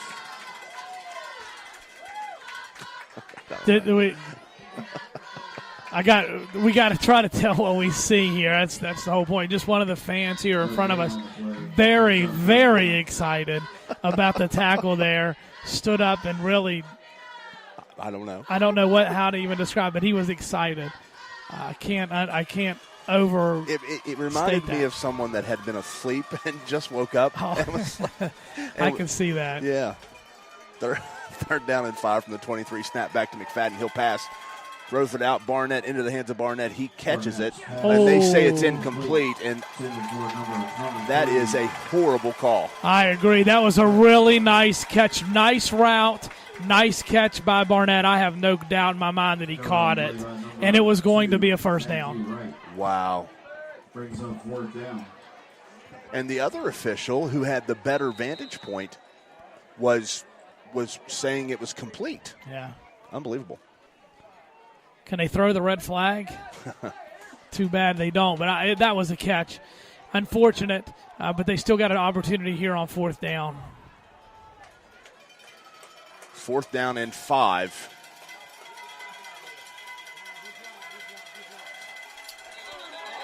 Yeah, the entire Hawks offense moved before the snap. I think the center failed to snap the ball when he was supposed to because McFadden kind of had something to say to him. Therefore, they were going for a long count on purpose because they almost drew Moorefield off because they jumped, but it took a little bit longer for the snap, and there was just the center. I don't know if he didn't hear, but he was a little bit late and it caused the penalty. That's a very hurtful penalty. 4th down and 10. Ball at the 28-yard line. 2:31 to go here in the first half. You take away the Barnette catch for a first down, the next thing you know, it's 4th and 10. Snap back to McFadden. He'll pass it. Rolls to his left, getting some pressure. He's going to keep it, trying to get to the outside. Passes it up the field to wide open Brent Barnette, and it goes right through his hands. Danny wide open was number 23, and he dropped it. I think he was thinking ahead, already going to the end zone. I agree. It's the thing everybody talks about, running before you catch the football. Here's what happened. McFadden started to scramble to his left. Looked like he was going to run. Barnette did a really nice job of at first blocking, but then he went ahead and released down the field. McFadden saw him break wide open, threw it at the last second. It was right there. I mean, maybe just too wide open. It was almost too easy of a catch. Yeah. Disappointing for the Hawks there because that was a nice drive to come away with no points. And, again, that was a sure touchdown from what is normally a very short-handed receiver. 1st and 10 from the 28. The Yellow Jackets. Moran in their shotgun. 4 receivers, 2 to his left, 2 to his right. Jenkins in the backfield. Snap back to Moran. He'll pass it. He's going long. He's got a receiver totally wide open and overthrows him. The intended receiver, number 11, Derek Hoyt. If he catches that, It's a touchdown. I'm trying to think of something creative there, but it's a touchdown. He was just definitely behind the defenders. Really strong arm there by Moran. Just off. It was a little bit too much to the inside, I think, but Hawks dodge a bullet there. 2nd down and 10 now. 2:17 to go in the half. Snap back to Moran, hands it off to Jenkins. No, fakes the handoff, keeps it, runs ahead. Maybe gets back to the line of scrimmage. He doesn't, loses a yard. 3rd down and 11. It's that same play that they've run it several times. It's their main play, what I would call their bread and butter play, and it's kept South Harrison on their heels, and both quarterbacks have run it well and have made good decisions. Barnette was in there. They did the right thing to keep it because the running back was going to get tackled immediately. Barnett's coming off the field, looked like maybe slightly injured. Snap back to Moran. Rolls to his right. Passes it up. It's caught by number 3, Benjamin Piles. And he's right at the 1st down line. I think he got it. They moved the chains. Nice pass again. You talked about that arm and the accuracy of Brent Moran. Very accurate, and he threw that on the run, folks. He was rolling to his right, and he threw it on the run, put it right on the money. Nice catch. I'm impressed with this quarterback's ability to throw the ball.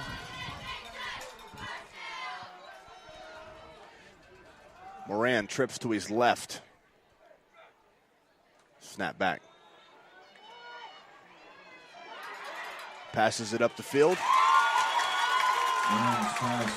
Caught by number 2, Matthew Wright, who came back to catch the football right around the South Harrison 45-yard line, and it will be another Yellow Jacket 1st down. You hear them talk about it all the time in the NFL and even in college. Some quarterbacks scramble to run, and some scramble to throw the ball. Moran, when he scrambles, he's looking downfield the entire time because he's created time on a lot of these throws with his feet, and then he throws a strike down the field.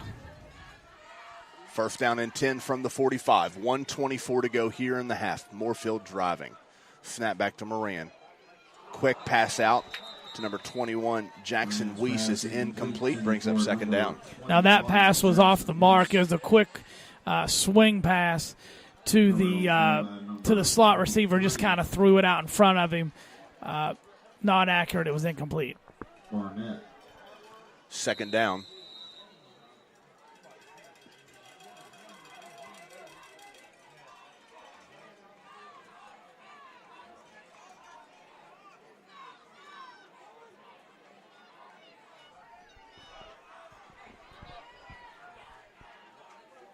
Snap back to Moran. Drops. Looks up the field. Passes across the middle into the hands of number 2, Matthew Wright. Drops the pass, and it'll be the 3rd down. I've used the term sharp. His passes are sharp. He throws it with really nice velocity.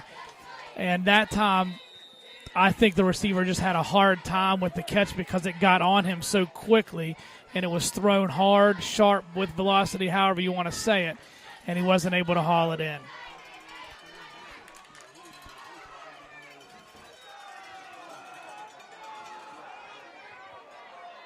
Third down and 10. Moran gets the snap, drops back, passes across the middle. This time it's caught. A lot of room. Slips a tackle, stays on his feet, trying to get to the outside. He's down to the 15 and making a touchdown-saving tackle for freshman number 32, Jacob Haddix. Pass complete out to number 21, Jackson Weiss. They're driving. They're moving the football. They're dangerous with him out of the pocket. He gets out of the pocket. He throws a nice pass. Good run after the catch that time. 1st and 10, ball at the 15-yard line. Clock turning, under 50. Snap back. Moran rolls to his right. Looks up the field. Looks like he's going to run it. He's down to the 10. Tries to cut it back. Gets tackled and brought down by number 14, Landon McFadden, and 41, Richard Davis. Landon McFadden. And the Yellow Jackets will call a timeout. 37 seconds left here in the first half. And, how important is it for the Hawks to get the stop here? They're down 13-7. Yellow Jackets really, really pushing the tempo. Very important that they do. It's been a tightly contested game. You'd hate to go down 2 scores, especially when you were just down in the red zone yourself, thinking you were going to tie the game. So for it to turn around, you go into the locker room down 2 touchdowns. Certainly that's obviously more difficult than being down 1. The Hawks will get the ball first in the second half. But on that play there, the quarterback for the Yellow Jackets rolled out to his right. Honestly, probably could have just went ahead and ran and gotten out of bounds to stop the clock. He didn't. Instead, they used the timeout. 2nd down and 5 for the Yellow Jackets from the 10-yard line. What's Coach Hathaway saying to his team over there? He's saying, guys, let's suck it up right here and let's make a stop. This is big. Let's catch our breath. Let's get ready. Somebody step up and make a play. We need a stop. They need to stop right here.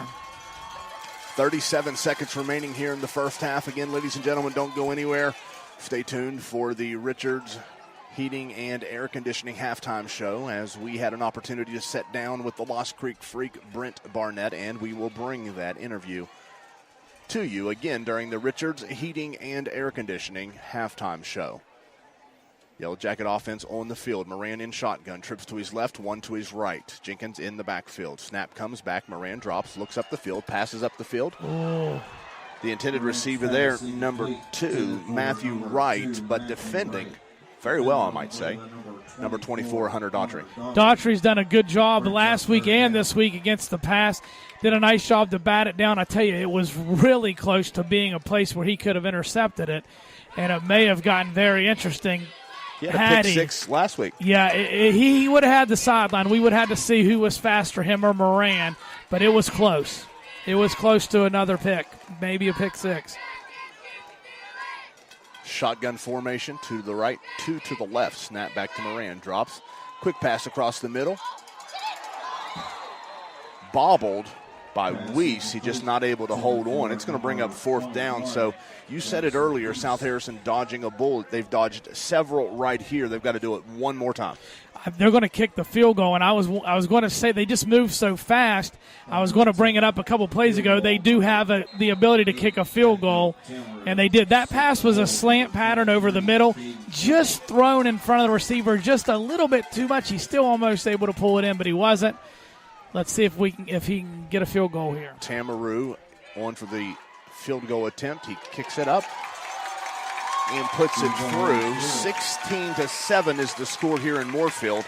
26 seconds remaining in the first half. But, Danny, if you're South Harrison and defensive coordinator Coach Hathaway, you've got to feel good about how that ended because it looked really bad for a long time. I agree. I thought they were going to go down 2 touchdowns, and they're still down, multiple scores with the field goal, but it's definitely more and more range. I think it is a somewhat of a win for the Hawk defense to hold to the field goal. Be interesting here on 26 seconds left. I've noticed the last 2 or 3 times that McFadden has not been back on the kickoffs. I think this might be a good opportunity where you do put him back there, being only 26 seconds, see what he can do, maybe get you good field position, and, hey, at any point he can even take it to the house. We'll see if they put him back. Tamaroo, the sophomore, nice leg, good accuracy. He did miss the extra point early, but he's been spot on since. And I'll say this about the extra point. The way everything unfolded, I couldn't mention it. The snap was high and the timing was off on that first. I think that's why he missed it because he's a solid kicker. McFadden is back in, and they put him over on the side where they've kicked it the last few times. We'll see how closely Moorefield has paid attention to that. Wow. Tamaroo kicks it away. It's deep, and it's going to go into the hands of McFadden inside the 5. Being methodic, trying to find room. And I'll tell you what's a little bit disappointing about that from my perspective. There were probably 8 or 9 Yellow Jackets that wrapped McFadden up that time.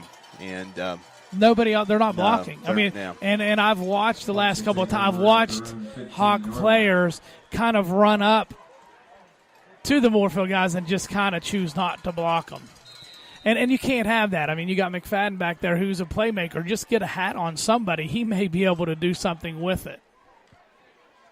16-7 is the score. The Hawks trailing the Yellow Jackets. 20 seconds to go here in the first half. I do want to say Barnette was not on the field defensively on that last drive, and he's not on here now. He had went off with an injury towards the beginning of that drive. McFadden looks to pass. Face mask. No flag Wow. thrown. He was wrapped up quickly. The number 77, Noah Ketterman. And it looked like Matthew Jenkins was also in there. That's going to bring the first half to a close. The energy level that Moorefield started with, the coaching staff, the players. You look at the football team running off the field, the Yellow Jackets running off the field. You look at the Hawks, and they're a little battered. It's two totally different things from one sideline to the other. I'm very impressed with Moorefield's enthusiasm throughout the first half, and then there at the end of the half. I mean, you'd think they just, won the game or won a really big game because they were excited. Yellow Jackets definitely fired up. Well, let's shift gears. Let's change gears, get into the Richards Heating and Air Conditioning halftime show. Richards Heating and Air Conditioning for all your heating and cooling needs. Installation and service. Phone 304-884-6400. Located in Jane Lou and serving the South Harrison area. Call Richards Heating and Air Conditioning at 304-884-6400. Visit their webpage at richardsheating.com or find them on Facebook under Richards Heating and Air Conditioning.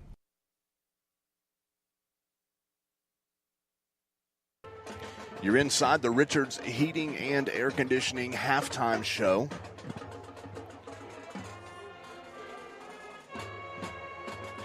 A little deflated. I seen that, Brent left with an injury, and something that we can say pretty well for certain. And again, everything's speculation and hearsay, but unlikely we'll see Barnette back here in the second half. It would seem that way. We're just, kind of holding our breath with him and for him right now, and we'll have to see. But at this point, kind of looking into the second half of this ball game, most likely without him on the field. And I will say that drive at the end of the half, he wasn't on the field. And I mean, he's a loss on both sides of the ball, but especially on the defensive side. So we'll just try to see, and if we hear anything else, we can talk about it. Well, speaking of the Lost Creek Freak, I had an opportunity to sit down with him and just talk about this season and looking ahead to his future. And Danny, as we promised, we asked him the question about whether or not he would ever be an official, and he answers that question. I'm interested. I'm not going to do a spoiler. You got to stay tuned and listen. We'll hear what he has to say. Here's the Lost Creek Freak. I'm here with senior linebacker and all offense, and I say that because he plays so many different positions, Brent Barnette. Brent, thanks for taking the time to be a part of Hawk Nation. Oh, no problem. Thank you for having me.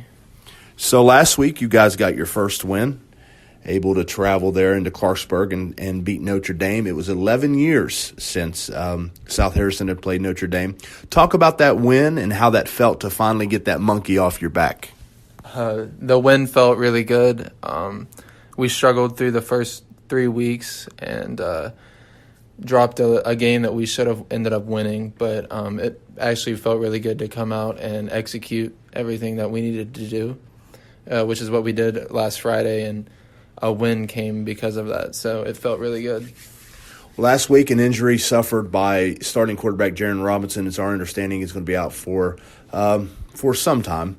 But it was almost like some different things started happening. Coach Underwood was able to bring you back in the backfield. You carried the football, and had a ton of success on the ground. Just talk about being able to run the football and the yards you racked up, and how that experience last week maybe opened your eyes to what you can do from the backfield. I never really saw myself as a running back. I've always played tight end, and I wasn't really sure what to expect. I ran the ball a couple of times earlier in the year, but never really had to consistently run it, so I didn't know what to expect. But I guess it kind of runs in the family with Camden and how good he was, and I was able to just pick it up really quick. I was able to see the holes, and the linemen, they did a really good job too. I wouldn't have been able to get any of the yards if I didn't have any blocking. So the thing that we really looked to was how fast you were. You broke away, you were past the secondary and into the end zone before anyone could blink, and that was really something that took us all back a little bit. When you think about that speed, you have been titled the Lost Creek Freak. That's the name that everyone has put on you. That's come from a defensive perspective because you're flying around and you're all over the place. You mentioned Camden. I know that you talk about it running in the family. Talking of running, I mean, your speed was just absolutely phenomenal. Is that something you've worked on? Yes, I've worked all summer. I knew my positions were going to be different from what I had been in the past couple years. I knew I'd be having the ball in my hands a little bit more. So I tried to drop a little bit of weight. I worked out every single day, did a lot of conditioning and then speed drills as well. I think I dropped about 20 pounds, and it's really helped my speed. You're definitely a lot faster. So I mentioned Lost Creek Freak. Is that a title you embrace? Yeah, I like it a lot. We're actually it came from Moorefield's coach, and we're actually going to go play them this week. So hopefully the Freak comes out again. Okay, so that's right. That is right. So yes, he is the one that came up with that. That's pretty awesome. So you're going to go play Moorefield, and we're expecting to see, I'm assuming, some more of Brent Barnette from the backfield. Yeah, you're going to see a lot of like a wildcat, but now it's going to be our normal offense with me and Landon in the backfield, and a couple more sets that we put in as well. Okay, so Lost Creek Freak, again, it was a defensive title. You are flying around all over the place. I mean, it seems like when we're covering you on the radio broadcast, it's Brent Barnette is in there doing this and Brent Barnette is in there doing that. Do you thrive on defense? What's your favorite side of the football? Defense is my favorite side of the football, but I can't do what I did in games like last week unless, my teammates take on the blockers that usually come to me, which is what they did a really good job of doing last week, which freed me up to allow me to get the tackles. Coach Knight and I were talking last week, and there was a bit of a stirring in the middle of the field that involved some officials, and of course, no surprise to anyone, right there in the middle was number 23 Brent Barnette. And at this point, we kind of chuckle about it. But Coach Knight said that poetic justice would be if Brent Barnette ever became an official. Is there any chance in that? No, there's no chance in me becoming an official. I don't want to deal with all that. Okay, I had to ask. It's kind of funny. So let me ask you this: what are your plans moving forward after high school? I'd like to go play college football somewhere, but right now I don't know if that's in the plans. I'm wanting to go into a really difficult field in school and stuff, so I'm trying to decide if I'm going to focus on that or continue playing football right now. Okay, so do you have any offers on the table? No, I don't have any official offers other than from NI1A schools and stuff, but I've been having a lot of interest from schools like Harvard and Wake Forest and a couple others as well. So the prospects are definitely there. And the field you want to go into? Well, I'm wanting to be an anesthesiologist, so yeah, a lot of schooling, a lot of studying. Good deal. Well, we want to thank you again for being a part of Hawk Nation, and the tradition lives on. The Barnette tradition lives on through you, starting with your grandpa many, many years ago. it's always a pleasure to sit and talk with you. And, of course, I'm not going to get ahead of myself, but we look forward to the winter and the opportunity to work with you as well. And we wish you the best of luck this upcoming season. Go get Moorefield, get win number 2, and keep things a-rolling. Thank you so much. It's an honor to be here.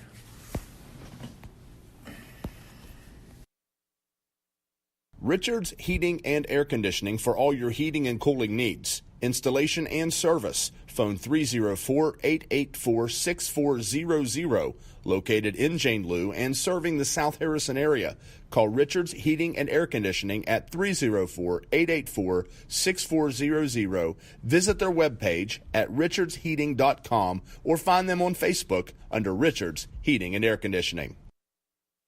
And you're listening to South Harrison High School football. We're inside the Richards Heating and Air Conditioning halftime show. The Moorefield High School marching band on the field. Well, Danny, there you have it. The Lost Creek Freak says he has no plans of being an official. Well, I know, and I anticipated that would be his answer. We'll have to see. Sometimes things in life don't go as you think. And, you can learn to appreciate it. Okay, so we know as competitors and athletes, as you get older, you can't play as much. And as a young person, you're not thinking about it. Sometimes you just want to get back involved somehow to stay involved in the game. Of course, I think he's probably more apt to get into coaching, but you never know. I just think it would be hilarious to see Brent Barnette in stripes. He said, no, I'm not going through that. No. Well, let's take a flashback to the first, or look back at the first half here, Danny. And it's 16-7. The Yellow Jackets on top. A string of bad luck for the Hawks, really over the last several weeks, continues tonight, as it looks like maybe Brent won't be playing in the second half. Let's take a look at what happened in the first half and then the implications of Brent maybe not playing. Well, I think just coming out, what stood out to me was Moorefield's energy. As a football team, coaching staff, and their fans, they came ready to play.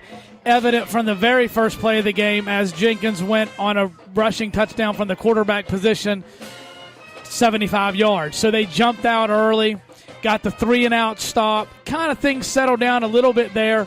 But Moorefield has just looked really crisp on offense, going back and forth between Jenkins and Moran.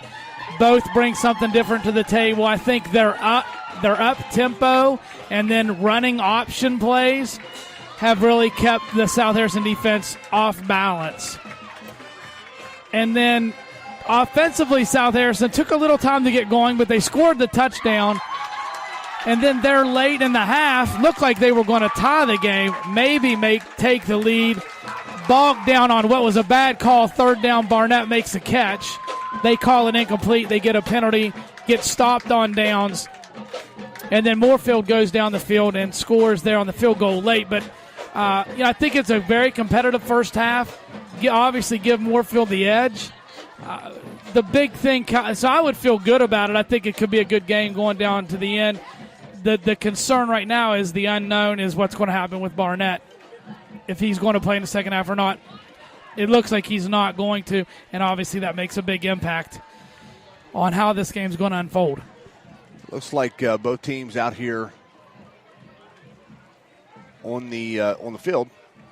I'm just scanning numbers, and I do not see Barnette out there. So try to get an update as soon as we get one and pass that along to you. But what about the implications defensively? You talked about how Moorefield was able to drive the length of the field and, without Barnette on the field. First of all, Barnette as a football player is going to impact your team, and certainly on the defensive side of the ball. But then positionally, he's a middle linebacker. I mean, that's where you put your best defensive player. So now you've lost a key position and probably the best football player on your team. It's going to then you got to shift people around, and so you're going to miss out. You're going to lose out on something there. So it's going to have a bit. I think it impacts both sides of the ball, but I personally think more so on defense than offense. Interesting. I was watching the body language of Coach Underwood, and he looks like a coach who with a lot on his mind, and I don't really know what's happening there. But again, ladies and gentlemen, as soon as we hear something, we'll pass that information along to you. You're listening to the Richards Heating and Air Conditioning halftime show. We are moments away from a second half kickoff. Again, the score here in Moorefield leading 16-7. We'll take a break and we'll be right back. Richards Heating and Air Conditioning for all your heating and cooling needs. Installation and service. Phone 304-884-6400. Located in Jane Lou and serving the South Harrison area. Call Richards Heating and Air Conditioning at 304-884-6400. Visit their webpage at richardsheating.com or find them on Facebook under Richards Heating and Air Conditioning.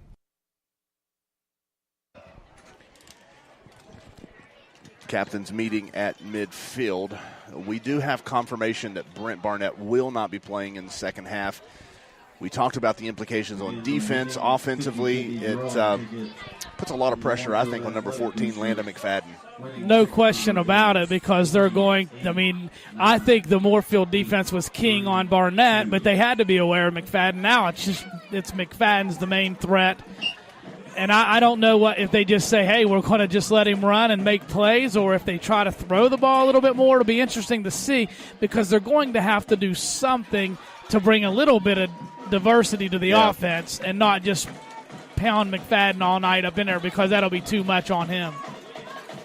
Well, I'll tell you one thing that in a situation like this, last week we talked about Jaren going down with the ankle injury, and it ended up, really showing what Landon and Brent could do.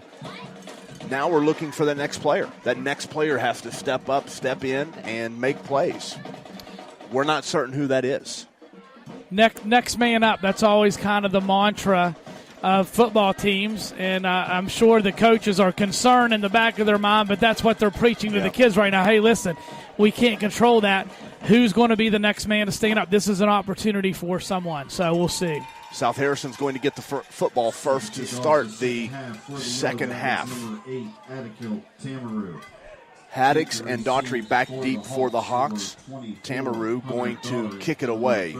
Sophomore has had a pretty special game here this evening. We've seen him do several different things. He can not only kick it, he can run it, as he converted a fake punt into a first down. Tamaru approaches. The kick is away. Backpedaling is Daughtry. Lets it go into the end zone. It'll be a touchback. Well, here we go. We'll see what right off the bat, if there's any adjustments made or what kind of adjustments South Harrison is going to make with Barnette not in the game in the second half. We'll see who's going to be in the backfield and how they're going to handle McFadden, if they're going to look to throw it a little bit more or run him or what exactly they're going to do. If I were guessing, I would think we're going to see some more Zach Feathers, the sophomore fullback, and I think we'll see Haddix run the football some more. I would say I'd be tempted to try to maybe put it in the air a little bit just to keep that defense off balance, even if it means McFadden's running around and then runs out of a passing formation. Snap back to McFadden. He will passes it out to Daughtry into his hands and drops it. Second down and 10. Quick out to the slot receiver, Daughtry. It was there. He just not able to make the catch. So right off the bat there, I mean, it's only one play we'll see, but that may be the thought process of the coaching staff is to keep them off balance, we're going to throw the ball a little bit more. Second and 10 from the 20-yard line. 16-7 is the score. Moorefield on top. Snap back to McFadden. He'll run to his right, turns the corner, gets a nice block by Haddix, and he gets near the first down line, and then a flag, and I think maybe it's going to be a late hit out of bounds. I agree with you. It looked like he was out of bounds, and then he took another shot. So nice run there, I think, for the first down anyway by McFadden, and then you add the penalty yardage and put South Harrison in business. Obviously, it's a downer knowing Barnett's not in the game, but the bottom line is this. It's only 16-7. It was a pretty evenly played first half for the most part. South Harrison can still win this football game. a nice drive and a score here would really go a long way towards making this a contest. After McFadden's run and the personal foul penalty, it puts South Harrison up at their own 45, nearing midfield. In the backfield with McFadden is the sophomore, Zach Feathers. 2 receivers to his left and 2 to his right. Snap comes back. McFadden looking to pass. He rolls to his left, still looking up the field, looking for a block. Turns the corner, gets out of bounds. Gain of maybe 4 on the play up to about the 49-yard line. Will bring up second down and 6. McFadden is definitely going to be someone that's going to scramble around. Now, the other quarterback, Moran, scrambles the pass. McFadden's going to scramble to run. But that being said, he had the one play there at the end of the half where he scrambled, and at the last second, Barnette broke free and was open. That's what these receivers for South Harrison need to do. If they see him scrambling around, take off deep, because sometimes those D-backs come up to make the tackle, and he can throw it over the top of the defense. Looking to pass. Scampering in the backfield. Rolls to his right, throws it up the field. Pass incomplete. For number 30. Pass is incomplete. The freshman Parker Bunch not able to get a hold of it there. It was just outside of his reach. It's going to bring up third down and about 6. That time McFadden scrambled around, but he was looking to pass. Honestly, I think he maybe could have got to the outside and run there. What I'm watching is, Barnette also was a receiver at times and would be in the patterns. And I think the guys that are out there at the receiving positions are unsure of their routes. Like, they're not running decisive routes, and it's making it difficult for McFadden to find somebody open. McFadden will run it. Trying to get some room, nowhere to go, looking for a block. Now he's going to turn it back. Went right, turns it back to his left. He really just had nowhere to go. It's got to be frustrating. He's looking for a block. He just couldn't get one. Honestly, what he did to make that play last that long was amazing. He ended up losing a lot of yards, but a late flag thrown there. It's going to be on the Yellow Jacket sideline. Yeah, their sidelines are. They've probably been warned about getting too close to the field, and then the coaches have gotten out on the field. That's a warning, sideline warning. If you don't know at home, you're supposed to say 3 yards off of the sideline. There's a line on both teams' benches there that they got to stay behind. It gives the officials the ability to be run up and down the sideline, and so there's a warning. Next time will be a penalty. Colombo punt. It's a high punt, but it's not real deep. Takes a hop at the 39 and then a Moorefield roll back to midfield. I think that's sort of symbolic of what's happening for the Hawks here tonight. The ball just not rolling in their direction. Very good point. Not really a bad punt, but it just took a bad hop. It had backspin and came backwards. And there's multiple times throughout this game where I'm seeing the youth of this South Harrison team. Like, kids were kind of tentative to even grab the ball right there. It's going the wrong direction. Stop it. Yeah. And they were a little tentative. Really, Colombo came running up. He was about ready to down his own punt. And then on the kickoff team with the kickoff return blocking and the receiver, a lot of youth on this football team. Moran back in at quarterback for the Yellow Jackets. Going to pitch it back to Foley. Foley tries to get to the outside, cuts back to the middle, slips several tackles, and wrestles his way near a Yellow Jacket first down. I think he gets it, but he drugged 3 Hawk defenders with him. You see the absence of Barnette. I think so, because he's in that middle linebacker position, filling those holes and getting those stops. Nonetheless, someone else has to make the play, but a good run there by the Yellow Jacket running back. He ran strong and hard, finished the run. Got the first down. Looks like they have moved Pumphrey to the middle linebacker position. 1st and 10 from the 40. Snap comes back to Moran. Fakes the handoff, keeps it, he runs ahead. Tries to get to the outside and turn the corner, he does. McFadden in pursuit. A flag comes in late. I think they're going to get a hold on Moorefield there. Tackle on the play by number 24, Hunter Daughtery. Blocking the back against the Yellow Jackets, so it's going to bring them back anyway. Hawks just need something to happen. The momentum right now definitely on the side of Moorefield with the lead, and then Barnett's out. But a turnover or some kind of positive play to give something positive for South Harrison would be really nice.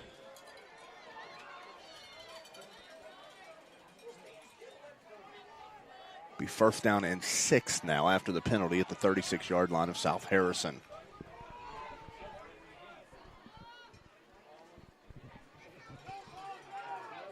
Play clock under 5, man in motion. Snap back. Moran hands it off. Foley bobbles it but maintains control. Runs up over the 35 down to about the 33-yard line. So gain of 3 is going to bring up second down and short. You described it really well, bobbling the ball. It wasn't a clean handoff, and he was kind of bobbling it as he went through the line of scrimmage. Unfortunately, there wasn't a South Harrison player there to knock it out, but that's what we need now is some sort of play like that where there's a fumble. Second down and 3, ball at the 32-yard line. He has 2 receivers to his left and 1 to his right. Foley in the backfield. Hands it off to Foley. Foley got a first down and more. He's going to be tripped up there by number 11, the freshman Nathan Radcliffe, down near the 25-yard line. But once again, Danny moving the chains. And once again, attacking the middle of the defense there. Just off-tackle run. They're definitely, they know Barnett's not in there, and they're just going right up the middle. And the offensive line doing a nice job opening up holes. I don't see Jenkins. Have we, for Moorefield, have we seen him? We have not here in the second half. First and 10 from the 24. Weiss in motion. Weiss gets the handoff. Tries to get to the outside. Turns the corner. The 41, Richard Davis, makes the tackle inside the 15-yard line. You almost get the feeling that at this point the Hawks really need a turnover or some mistakes from the Yellow Jacket offense. I couldn't agree more. Some kind of something just to break the momentum for Moorefield and to give the Hawks some kind of encouragement. A turnover would be excellent, but a stop here is urgently needed. First down and 10 from the 13-yard line, and Danny, look who's back out there on the field for the Yellow Jackets, number 49, Jenkins. And watch him potentially get the football right here. Play clock under 5. Snap back to Moran. He's going to roll to his left. It's an option play. Fakes the pitch and runs into the end zone for a Moorefield touchdown. Nice play. Option play to the left. Fake the pitch. Turned up the field. Really good vision. Touchdown. I mean, this offense, with all the different option plays, that was a true option where he could pitch it. The other plays have been a fake handoff. It just has kept the South Harrison defense on edge all night, unsure who's going to get the football, and they've done a nice job with it. Tamaroo on to kick the extra point.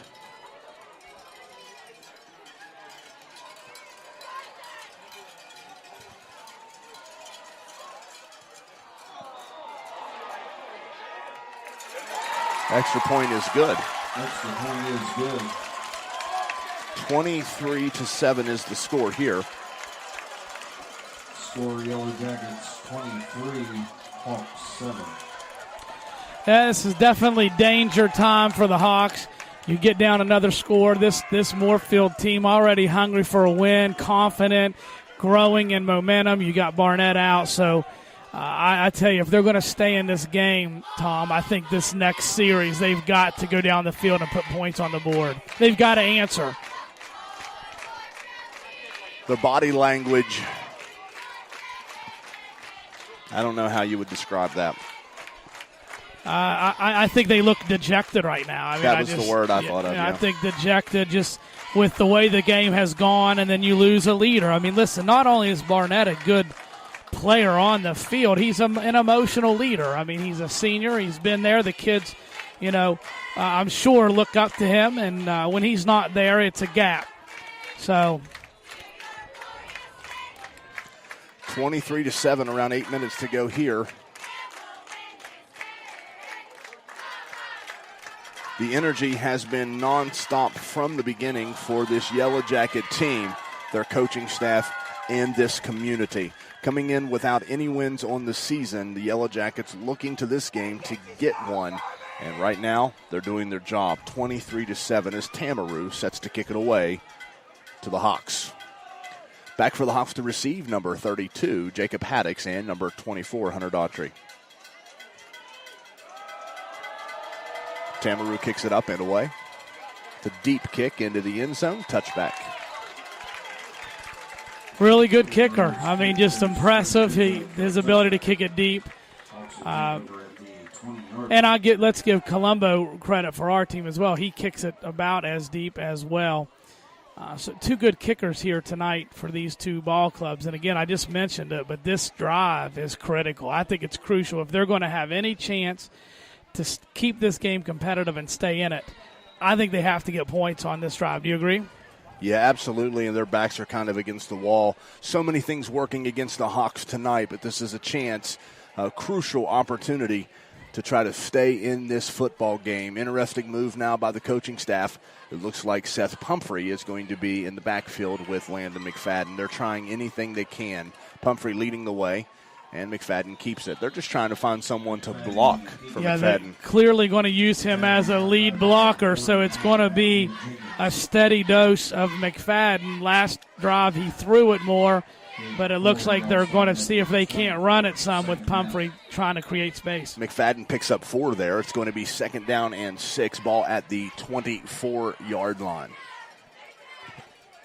If you go back to the first half where you take away the Brent Barnette catch that gives them a first down, I think it's a crucial turning point in this contest. I couldn't agree more. Snap back to McFadden. He's going to roll to his left, tries to turn the corner, and is going to be forced out of bounds right around the 25, 26-yard line.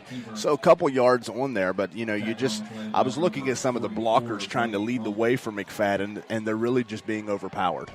They are, and maybe wearing down some, but because of the size, and then we talked about the up-tempo offense, the heat early in the game, the bus ride, a lot of different things. The bottom line is you got to, at this point, just dig deep. You got to dig down deep and muster every bit of strength and courage that you have and try to make a play to get back in this game. 3rd down and 4 from the 26-yard line. Big 3rd down for the Hawks.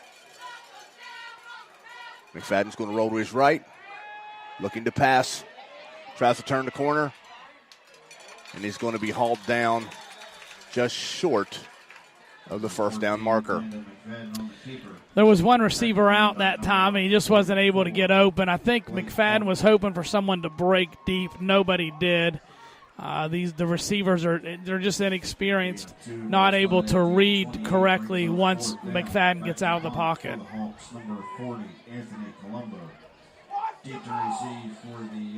4th down. Colombo going to punt it away.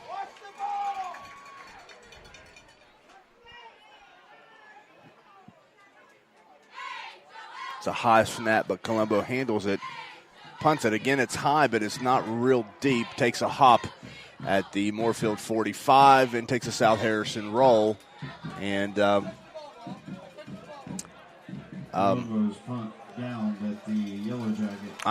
not real sure why they didn't let that just keep going towards their end zone, but they stopped it there at the 40. One of the Hawk players kind of bounced up close to him, and maybe he touched it and thought he had to go ahead and grab it. I don't know that he did, but they downed it. Probably, I don't know that there's going to be a lot more yardage there, but there would have been some. Again, I think it's youth. It's a young football team, and that's what I blame it on.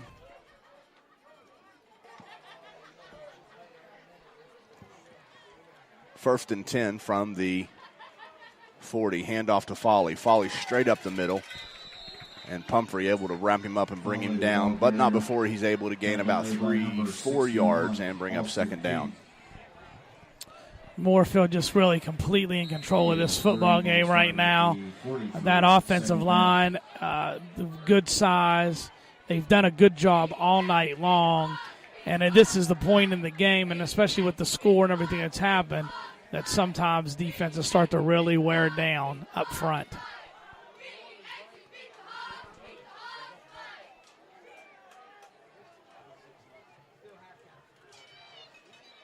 Foley with the carry. He's got a first down. And he's going to get into South Harrison territory down to the 40-yard line. 39 actually is where they're going to put the football, and Landon McFadden able to bring him down. They've really started to feature Foley here in the second half as a running back, and he's looking good. It was a toss sweep to the left, and he showed really nice speed there.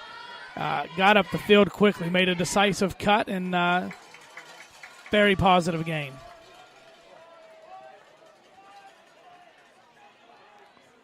First and 10 from the South Harrison 39-yard line. Moorefield getting yards in chunks. Snap back to Moran. Hand off to Foley. Foley runs ahead. Gain of about 5. Down inside the 35 to the 34. I mean, their short runs now are 4 and 5 yards, and you can do the math. You get 4 and 5 yards of play, you're just going to keep moving the chain. So yardage now really starting to come more in chunks, and that's just a sign of the offensive line wearing down the defensive line for South Harrison.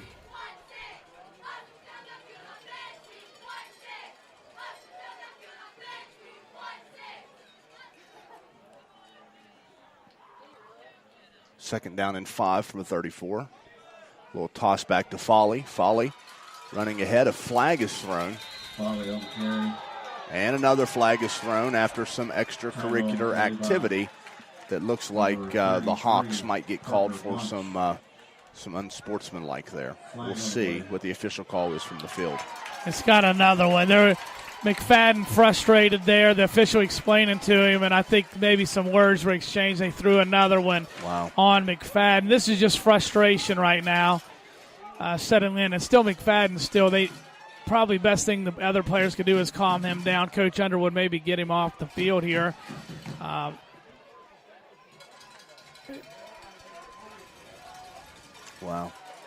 But I think the initial penalty was going to be a hold on Moorefield, I believe. Which would the personal foul offset that? What it should be is a hold from the spot of the foul, and then the unsportsmanlike would be like dead ball. There'd be two. The unsportsmanlike. Yeah. I'm sorry, that's what I meant. There'd be two. I think they are dead ball fouls. So then they would mark that off afterwards, and of course that would give them the first down. They're talking a great deal about this. We'll have to see the call from the field. 3 fouls on the play. Holding against the Yellow Jackets. Personal foul against the Hawks. Unsportsmanlike against the Hawks. So it's first down. Yellow Jackets, and it puts the ball all the way up at the 10-yard line.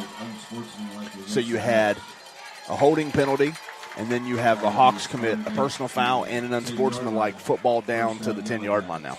The holding penalty was going to put them in second and long, and instead now you've got them first down at the 10. So those penalties very hurtful, and especially at this juncture in the game. You talked about McFadden maybe picking up that unsportsmanlike there at the end, but if there's anyone on the team that would be frustrated, it would be him. There's a lot of pressure on his shoulders. No doubt in my mind. I agree. Number 19, Coleman Mungold on the carry. On the carry this time, number 19, Coleman Mungold. He's a freshman. And the coaching staff they were able to go ahead and have him on the sideline just to get him calmed down. He's a great kid, feisty competitor. And like you say, lots on his shoulders, right? I mean, because now with Barnette out defensively and offensively, it's on him. And, these kids like to win. They're used to winning, and it's frustrating.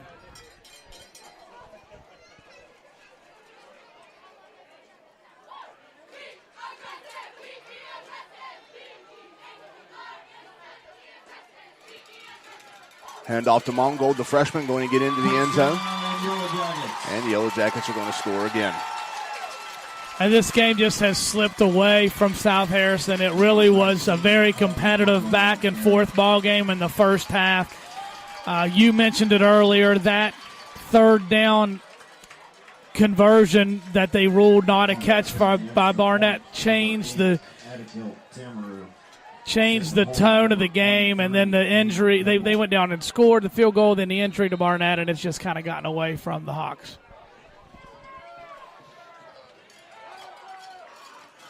Tamaru on to kick the extra point. It's up and through. Extra point is good. 30-7. Another flag is the score, and another flag comes in late. There's just a lot of frustration out there on the field, and I'm assuming that's what this is. It's a complete assumption until we see from the official on the field.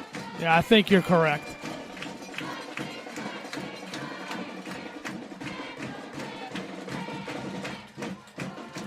Personal foul against the Hawks. Personal foul against the Hawks. Penalty is declined. Extra point is good. Things going in the wrong direction for the Hawks here tonight. The score, Moorefield 30, South Harrison 7.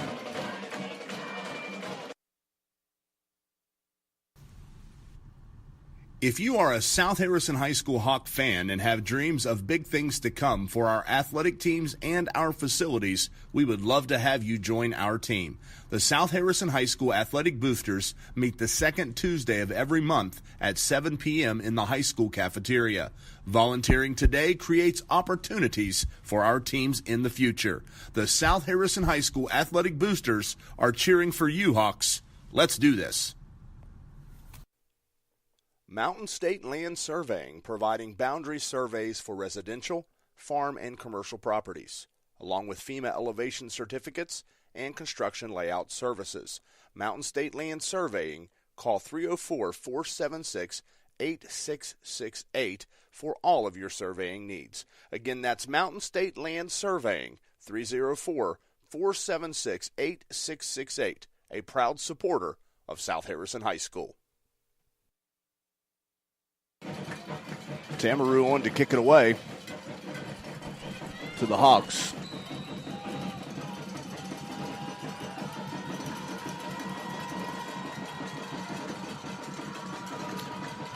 A lot of frustration being shown by the Hawks here in this second half. 4 minutes to go in the third.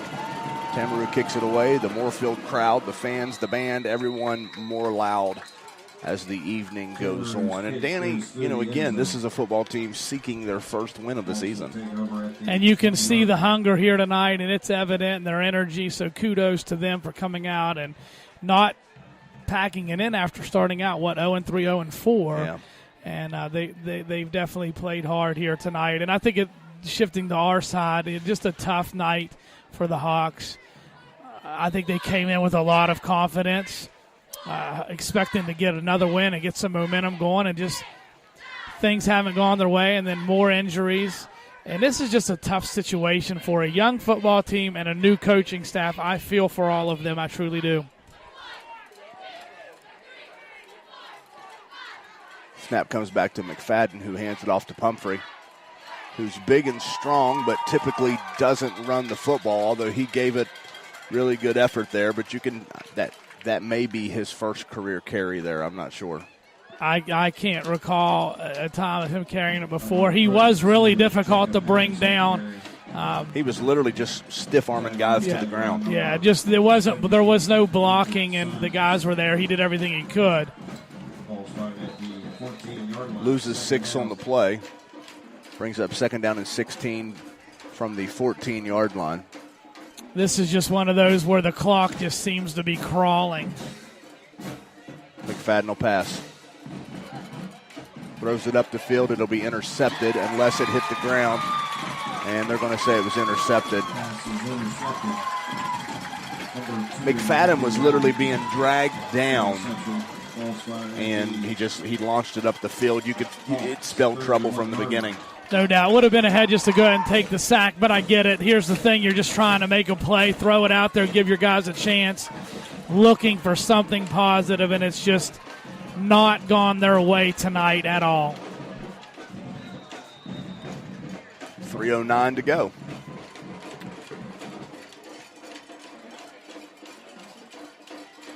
The energy continues here in Moorefield. Moran in at quarterback.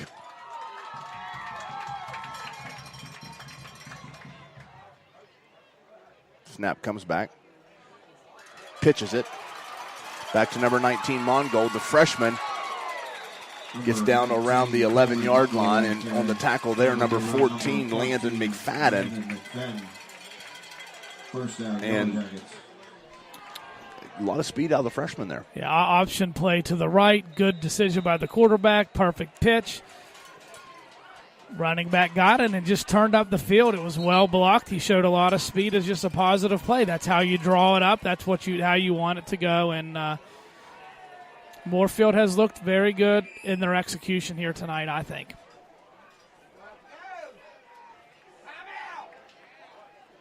Play clock down to 2. And Moorefield will take Timeout on the field. a timeout. Well, they're rolling here in Moorefield, leading the Hawks 30-7. Richards Heating and Air Conditioning for all your heating and cooling needs. Installation and service. Phone 304-884-6400. Located in Jane Lou and serving the South Harrison area. Call Richards Heating and Air Conditioning at 304-884-6400. Visit their webpage at richardsheating.com or find them on Facebook under Richards Heating and Air Conditioning. Buying a new home is very exciting, but it can also be very overwhelming and an intimidating process. My name is Danny Knight with Home Finders Plus, and I make it my goal to partner with you and be there for you every step of the way. From showings all the way to the closing table, I will make your home buying process enjoyable and stress-free. Call me today at 304-629-3608, email Danny at homefindersplus.com, or visit our website, homefindersplus.com. Danny Knight, Home Finders Plus, broker Monica Gorel, 304-629-3608.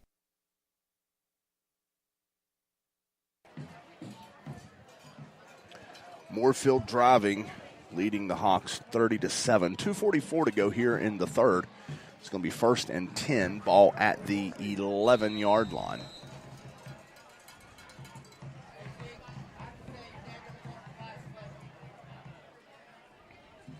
Moran in shotgun. 2 receivers to his left, 1 to his right. Snap comes back.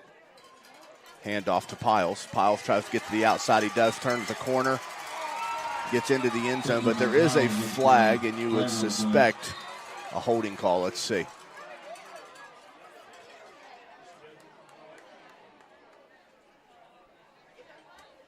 Holding against the Yellow Jackets. So they'll bring that back. 10-yard penalty for the spot. The foul remains. There's been several holding calls here tonight on the Yellow Jackets. Of course, they've done well offensively, but on multiple big plays, there's been holding.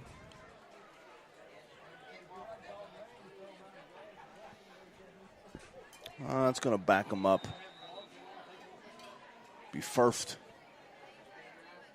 and about 15.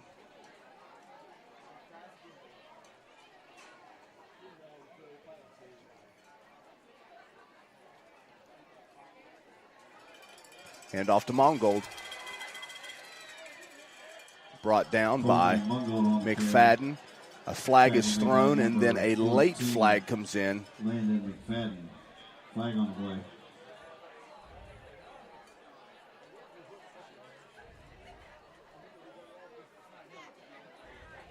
It's against the Yellow Jackets, but I don't know what the late flag is.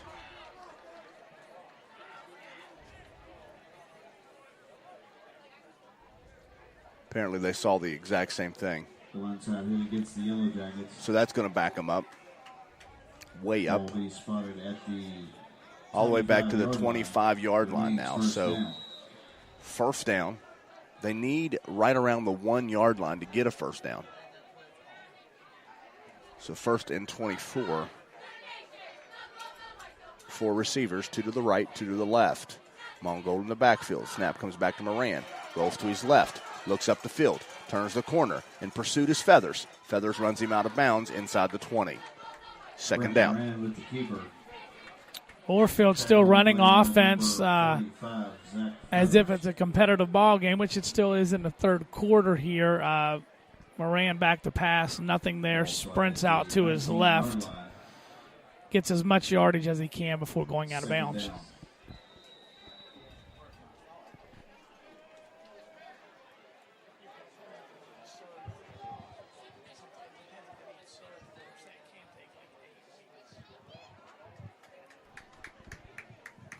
second down and 18. Ball at the 19. Hand off to Piles. Gets out to the right side. Turns the corner and into the end zone. No laundry on the field. And Moorefield's offense is rolling here. 36-7 is the score. The Hawks really struggling. We talked about it earlier. You said, what's the word to describe what we saw? And I said dejected. You agree. I just think it's a dejected football team that came in here tonight hoping to gain momentum towards the second half of their season and ran into a football team that was very hungry for a win, and then we've had injuries, and the game has just gotten away from us. Extra point is good. That's going to push the score 37-7. Score now, Yellow Jackets 37, Hawks 7.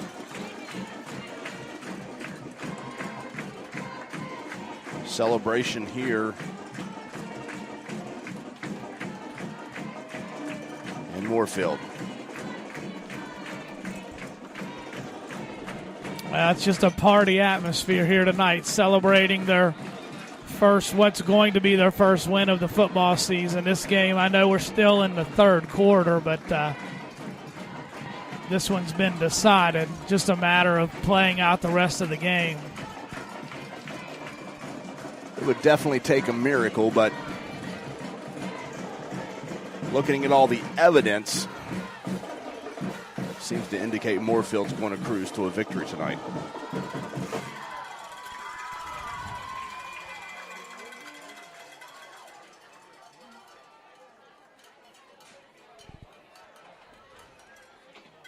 Tough. Not a lot to say in these kind of situations when the game kind of gets away from you. And still a lot of time on the clock here. That's the tough part, and it makes it hard. I feel for the coaches and the players because you have to keep playing.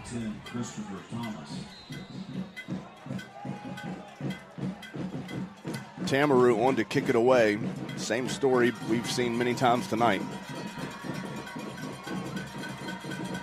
Thomas and Haddix back deep. The kick is deep. And will sail into the South Harrison end zone. Touchback. That'll bring it out to the 20. Hawks will take over at the 20-yard line. So what do you do now if you're South Harrison? Do you go ahead and sub out McFadden at quarterback and play some of your younger players? It looks like the answer is yes, because McFadden's on the sideline with his helmet off and a towel. There's no injury. It's just the coach's decision at this point to protect him from injury. They've already been suffered in the last 2 weeks, major injuries to two of their top players. Two of the top three offensive players and even defensive players, I would say, or, close. In at quarterback for the Hawks, the freshman, number 11, Nathan Radcliffe. In the backfield with him, Feathers, Pumphrey, and Haddix, and a flag comes in. Looks like it's going to be a delay of game. Delay of game against the Hawks will bring up first down and 15. Remains first down. And this is what happens when you start getting the younger guys in. Guys haven't practiced in these positions, and it can get sloppy.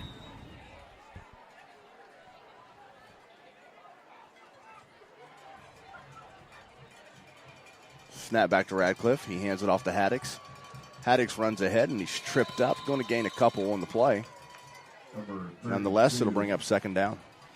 Trying to look for a positive in the situation. It is get some younger kids experience playing, and it's definitely while facing a lot of adversity. This is a very tough situation tonight for South Harrison.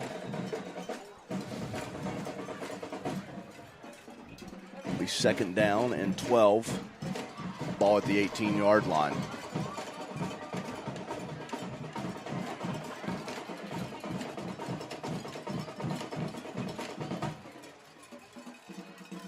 Snap comes back to Radcliffe. Hands it off to Haddix. Haddock's gang tackled. Jacob Haddix on the carry. Tag on the play by number 49. Not sure there was any significant gain there. Third down. Not much blocking happening there. I just watching a lot of Hawk players just kind of almost going through the motions, kind of firing out maybe to block, but just kind of passing guys by. And Moorefield still flying around to the football. And I'm not positive, but it looks like a lot of their first team, at least defensive line, still out there. And if it's not, they have really good size on their second team as well. Play clock low, under 4, and the whistle blows. And they're going to restart the play clock. 33 seconds to go here in the third quarter. 37-7 is the score.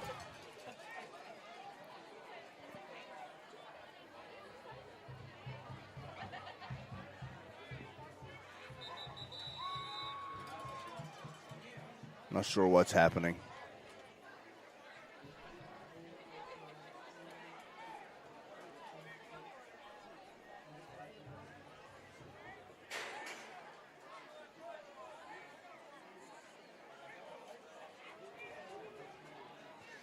I'm not certain. You have any idea what's happening? Not one clue.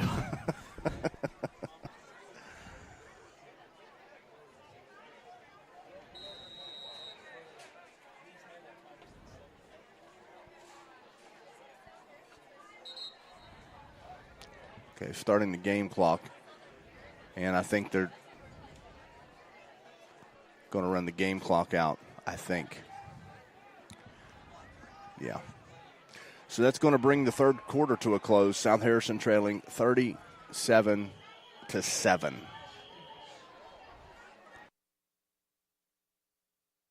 Need to sell your home but don't know where to start?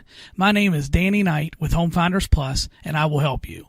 I will advise you on exactly what you need to do to get your home ready to sell, and will give you an honest, accurate, and professional opinion of what your home will sell for. It's my goal to help you every step of the way and make selling your home a stress-free experience. Call me today at 304-629-3608, email danny@homefindersplus.com, or visit our website, homefindersplus.com. Danny Knight, Home Finders Plus, broker Monica Gorel, 304-629-3608. Mountain State Land Surveying, providing boundary surveys for residential, farm, and commercial properties, along with FEMA elevation certificates and construction layout services. Mountain State Land Surveying, call 304-476-8668 for all of your surveying needs. Again, that's Mountain State Land Surveying, 304-476-8668, a proud supporter of South Harrison High School. Richards Heating and Air Conditioning for all your heating and cooling needs. Installation and service. Phone 304-884-6400. Located in Jane Lou and serving the South Harrison area. Call Richards Heating and Air Conditioning at 304-884-6400. Visit their webpage at richardsheating.com or find them on Facebook under Richards Heating and Air Conditioning.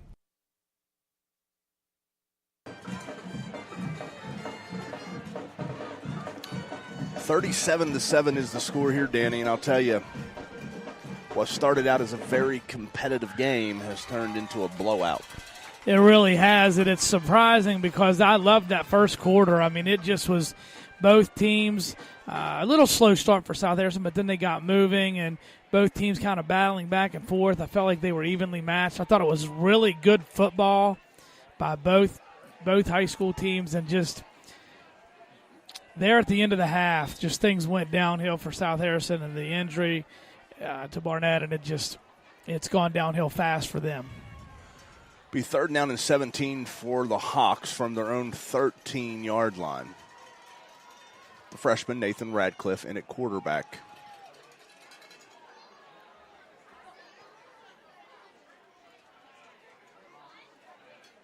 Snap back. Pitch back to Daughtry. Maybe a gain of a couple. Hunter Daughtery on the carry. But here comes Anthony Colombo to punt it away. Tackle on the play by number 60, Malachi Hanger. Little bit of room there, not much. The players on the field from Moorefield still flying to the football, made a big hit on the end of the play. So here's Colombo to punt. And right now we're just trying to watch that clock and hoping that it will tick down as quickly as possible. Colombo's going to punt it away from his own 2-yard line.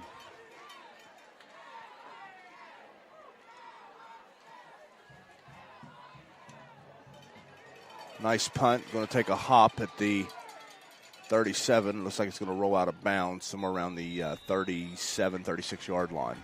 Colombo's punt goes out of bounds at the Hawks' 38-yard line.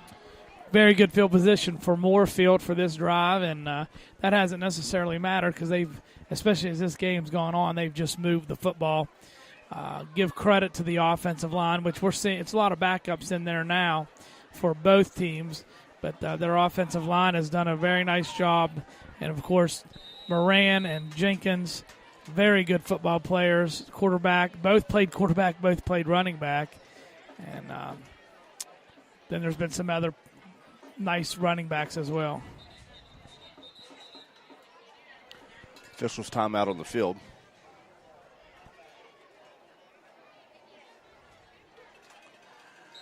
Moran still in at the quarterback position. In the backfield now, number 20, Cornegie. Cornegie gets it. Runs straight ahead. He's got some speed. Breaks through and going to get into the end zone. No laundry on the field, and just like that,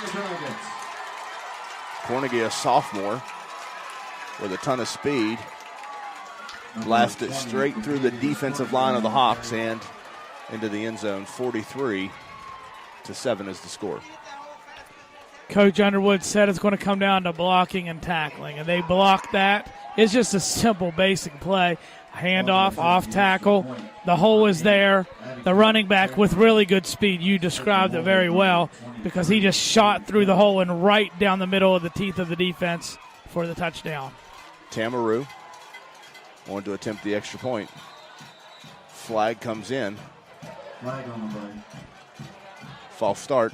False start against Yellow Jackets.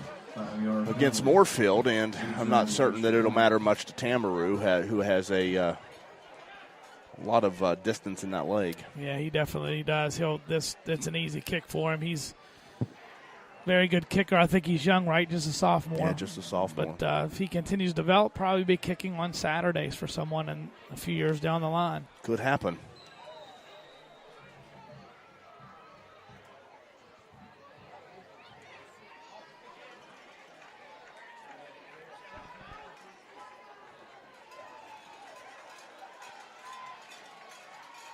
Kicks it up. And through. Extra point is good. Scoring Yellow Jackets 44-7. Hawks 7. Just really don't know what to say. I mean, it started out, it looked like a really competitive contest, and South Harrison got some unfortunate circumstances that came their way, and it's been all Moorefield. It has. All Moorefield. Really, you said it earlier, and I think we could point back to that play. Third down play, Barnette makes an apparent catch to us for the first down deep in Moorefield territory. They're going down late in the half to tie or take the lead. The official says no, it's incomplete. They get a penalty on the next play, make it 4th and 10. Don't get the first down. Barnette gets hurt early at the beginning of that drive, goes off the field. Moorefield drives down the field, gets a 2-touchdown lead. Well, no, they kicked the field goal in half, but it just all went downhill from that. Set the kickoff for the Yellow Jackets, number 8. And as I've said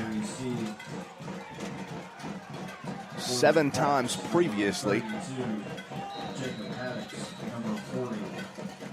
Number 10, Christopher Thomas.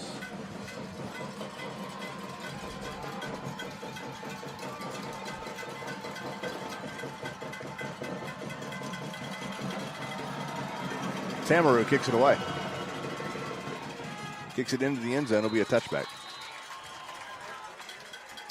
Good kick. He's had several touchbacks here tonight. That's what you want.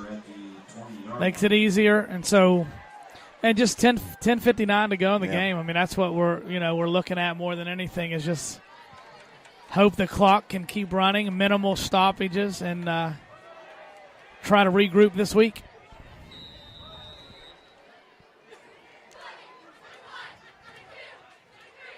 First down and 10 for the Hawks from their own 20.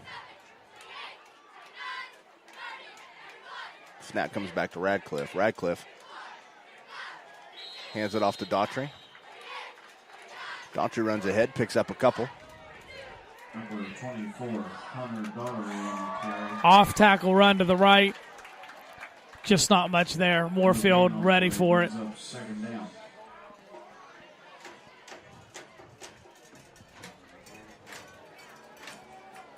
Well, we talked about it very early on. There was a very hyped up atmosphere coming in tonight that we noticed. The fans were all about it. The band was all about it. The football players, the coaches really felt good about this game.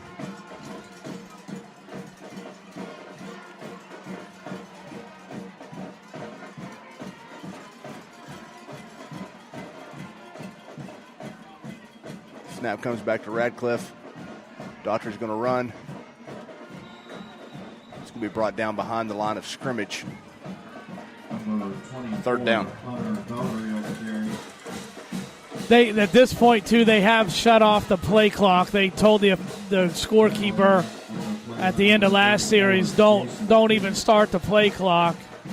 And it's taking a long time for these plays to come in and the ball to be snapped. I'll tell you, there would be multiple delay of game penalties had they been running the play clock, but thankfully they're not. It's just letting the clock go down a little bit quicker, which is fine. Under 9 to go.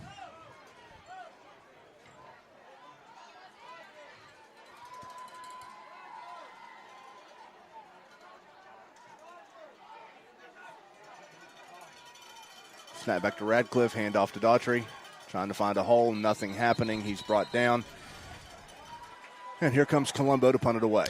Actually, I was very interesting. I was watching the quarterback's watching the official at midfield who's watching his clock, and he's saying, okay, now you need to snap it. 5 seconds. So I think they're just letting it go as far as they possibly can. Anthony Colombo. Deep to receive for the Yellow Jackets, number 42, Gavin Wolf.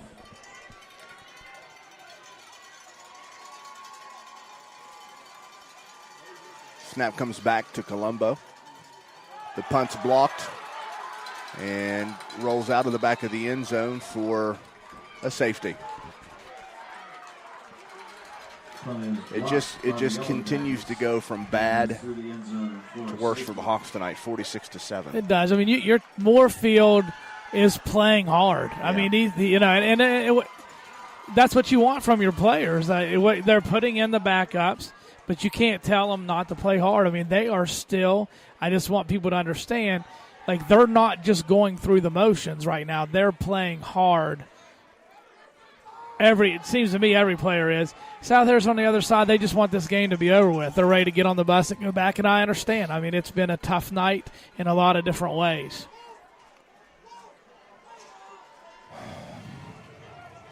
$46-7. Score here in Moorefield. 7:44 to go. Multiple storylines here this evening that I think have contributed to this score. One, I thought very early on, Moorefield's ability to run no huddle really put the Hawks on their heels. I thought the heat and the humidity definitely played into things. And then obviously moving into the second half, the injury to Barnette definitely played a part as well. I'm with you 100% on all of that analysis. It's just been a tough night. And again, I feel for the players. And I do feel for the coaching staff. This presents quite a challenge for this coaching staff, who continues to face big injury after big injury on an already young, transitioning football team. It's tough. After the safety, Colombo will be forced to kick it away from his own 20.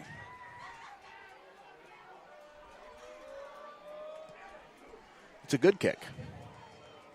Moorefield has to back up and get it. As a matter of fact, they bobble it and drop it. Finally picked up by Jackson Weiss, 21. Tries to get to the outside, trying to find some room. It's going to be wrapped up by number 11, Nathan Radcliffe, and he's still on his feet and finally goes down near midfield. Tackle made by number 11, Nathan Radcliffe.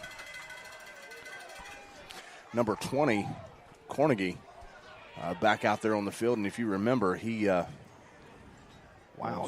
took it to the house last time out. Looks like number 16, Roger Myers, is going to come in and play quarterback. No doubt he showed a ton of speed last time. Good-looking football player out there. Looks like he has a lot of potential. I think you said he was a sophomore. Yeah. Just a young player. There's some really good young talent on this Moorefield football team. I think they're going to have success over the next couple years. Snap comes back to Myers. Myers runs straight ahead and is brought down by number 67, Seth Pumphrey, after a gain of about 4. Give him 4 on the play. Seth Pumphrey. Gain of 4, ball sliding at the... Pumphrey's still playing hard. You know, he's one of those kids. He's a warrior. And you can see he's playing hard. Now they're going ahead and taking him out. Now just trying to get the rest of the players that haven't not played yet into the ballgame tonight.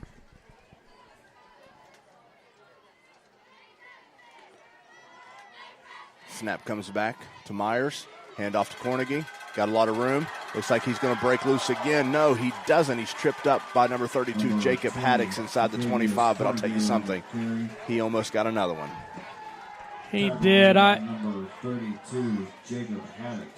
He looks, sometimes you can just see some special ability in a player. We not sure why he wasn't playing earlier in the game, although when you got Jenkins and Moran and Foley, I mean, they've got a lot of players, but this kid looks like he's going to be good.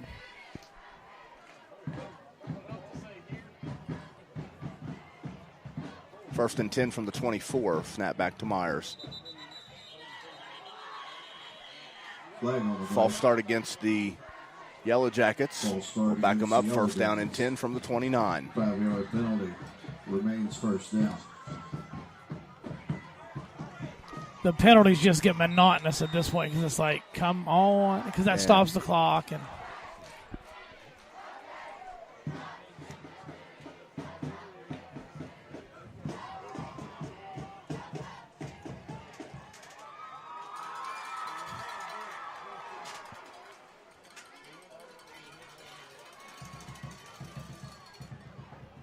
snap back to Myers. It's a high snap over his head. In pursuit, number 53, Dominic Fenton. But Myers able to fall down on top of it. But the ball goes all the way back into South Harrison. Favorable spot's going to put it at the Yellow Jackets 49. He actually recovered on the South Harrison side of the field. Or, excuse me, on the Yellow Jacket side of the field.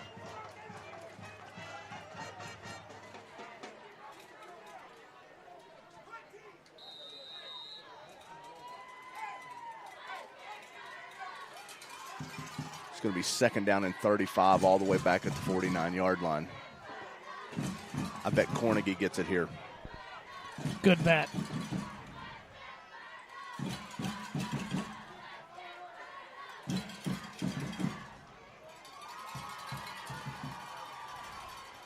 He does.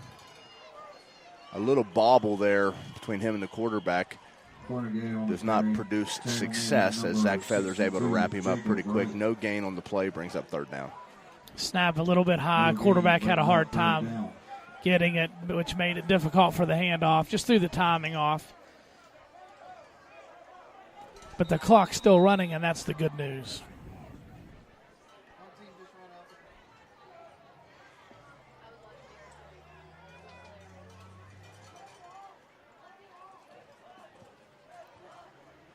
Third down and 35.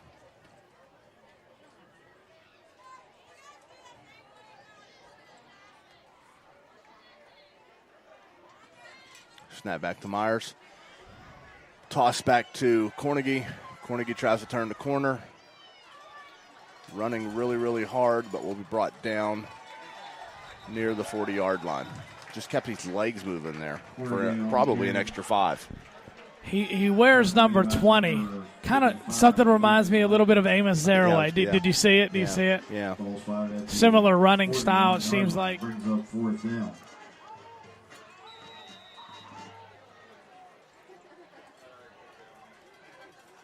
I heard the coach calling for a huddle. I think they're going to run the clock down, take a timeout, and then punt it away.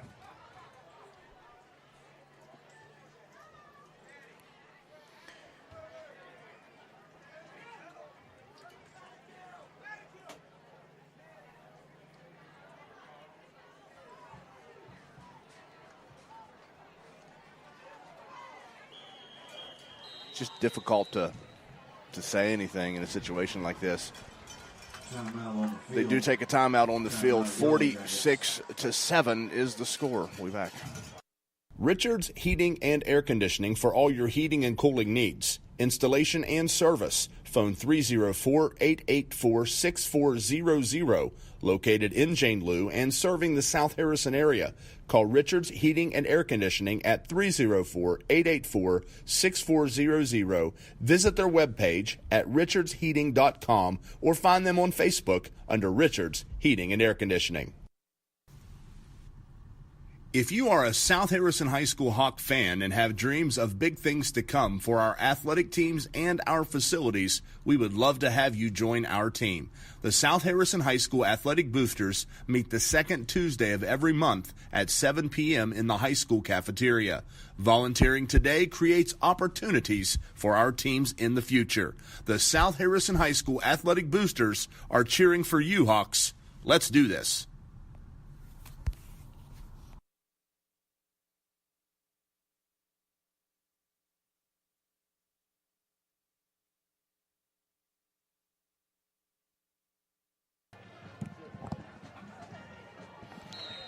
(46-7), 2:23 to go.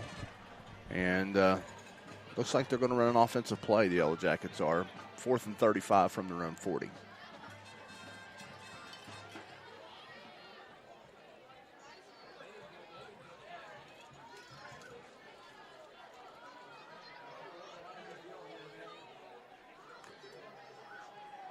Snap comes back to Myers, handoff to Cornegie.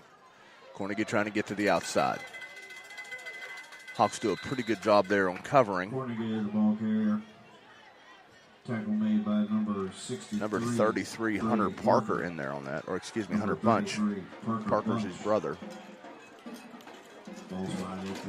So they'll turn it over on downs, and we're under 2 minutes to go. Looks like the Hawks come out and run a couple plays. We should be ready to get on the road and make that long drive back. Not a fun drive. Couple more snaps, though, you're right, and that'll do it. Hawks try to get back to Lost Creek and see what they can do this week to try to pull things back together as they go into the second half of the season.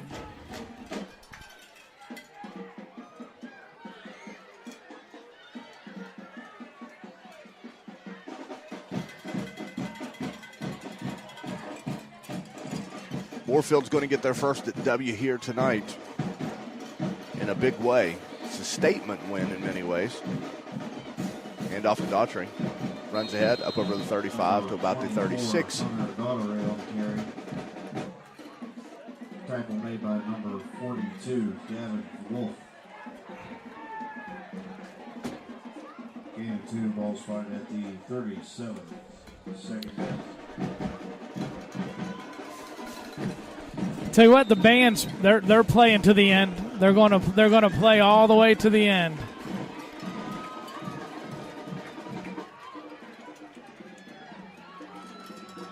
Yeah, and the crowd's going to cheer. This has been one of the more enthusiastic crowds that I've seen all year.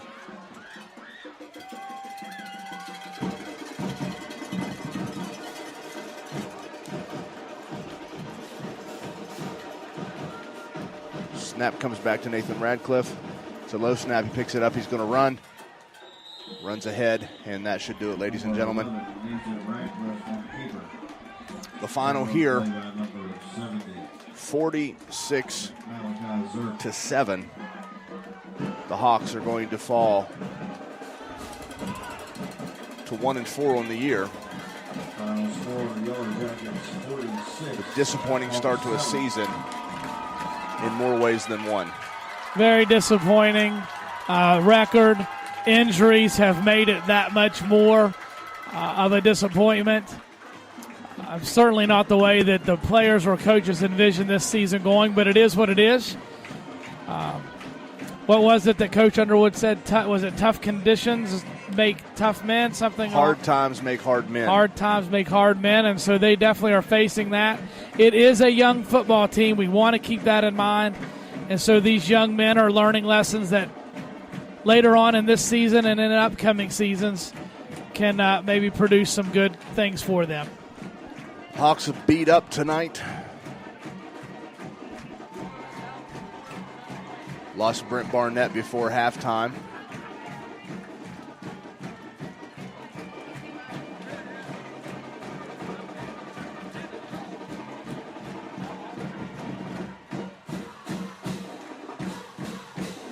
I think what's about to happen here, I'm just watching down on the field, I think what's about to happen is they're all going to get together and pray, which is really nice. Yeah, absolutely. Well, we're going to take our final break. We'll come back and recap the game, and then Danny and I are going to hit the road and head back home. Stay tuned. Richards Heating and Air Conditioning for all your heating and cooling needs. Installation and service. Phone 304-884-6400. Located in Jane Lou and serving the South Harrison area. Call Richards Heating and Air Conditioning at 304-884-6400. Visit their webpage at richardsheating.com or find them on Facebook under Richards Heating and Air Conditioning. Mountain State Land Surveying, providing boundary surveys for residential, farm, and commercial properties, along with FEMA elevation certificates and construction layout services. Mountain State Land Surveying, call 304-476-8668 for all of your surveying needs. Again, that's Mountain State Land Surveying, 304-476-8668, a proud supporter of South Harrison High School. If you are a South Harrison High School Hawk fan and have dreams of big things to come for our athletic teams and our facilities, we would love to have you join our team. The South Harrison High School Athletic Boosters meet the second Tuesday of every month at 7 p.m. in the high school cafeteria. Volunteering today creates opportunities for our teams in the future. The South Harrison High School Athletic Boosters are cheering for you, Hawks. Let's do this. Again, the final here tonight, 46-7, and the enthusiasm continues here in Moorefield. Really, none of the fans have really left. No. And what fans you thought were leaving just ran onto the field to celebrate with the football team. Okay, so last night, I don't know if folks listening are NFL fans, but the Cleveland Browns finally won a football game after like a couple years. It's been a long time. That type of enthusiasm is what we're seeing here tonight. Yeah. I mean, it reminds me of that, and I'm not sure why. Did they have a losing streak last season? I'm not sure. I know it's the first one of the season. They've struggled for the last couple years out. So but I love it. I mean, I like the enthusiasm of the fans and the players, coaches. I think that went a long way towards their win tonight, and I think we'll see how they do going the rest of the way of the season. I'll tell you, my favorite thing that happened this evening just happened where both teams met and had a prayer. And unfortunately, in today's society, there's less and less of that. So to see that up here in Moorefield, well, it's welcomed. It's something really nice to see. I couldn't agree more. And it just seems like there's a real nice atmosphere here, just in a lot of different ways. Well, Danny, it started out to be a competitive contest that turned into an absolute nightmare for the Hawks. And again, when we say that, not just based off of the score, the Hawks, who have just had some unfortunate injuries, leading up to this contest. Notably, last week, lost Jaren Robinson to an ankle injury. He's in a cast and on crutches. And then before halftime this evening, Brent Barnette went out.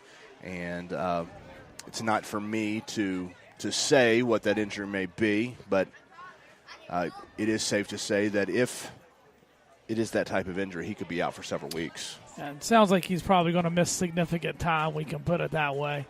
And we'll just have to wait and see for official word, but our thoughts and prayers are with him for sure. And let me clear this up. Throughout the broadcast, I've spoke with his mom, and he has an injury, but he's fine. I don't know how you say that. I don't want anyone to, sometimes if you don't give information, then the wrong information is created. So he's fine, but he has an injury that could keep him from the football field for some time. Exactly, yeah. I don't know if there's any better way to say it. Well said. Well, ladies and gentlemen, we're going to wrap things up here. It's been a long evening, and our evening has, it's got several hours still before we get to stop because it's a long drive home. But we want to thank you for tuning in to Hawk Nation once again. And our hope is that you have a wonderful weekend and that you have a safe weekend. The final again, Moorefield 46, the Hawks 47. Let me try that again. That would have been awesome. That would have been quite a comeback. Well, here's what happened. I know I'm going off the air, but this is what happened. Yeah, go I ahead. was thinking, was the score 47 or 46? They turned the scoreboard off on me. That's 46-7. Okay. Is that what it was? Yes. That's why I bring him along, ladies and gentlemen. I have to contribute in some way. For Danny Knight, I'm Tom Sears. Have a wonderful weekend, and may God bless.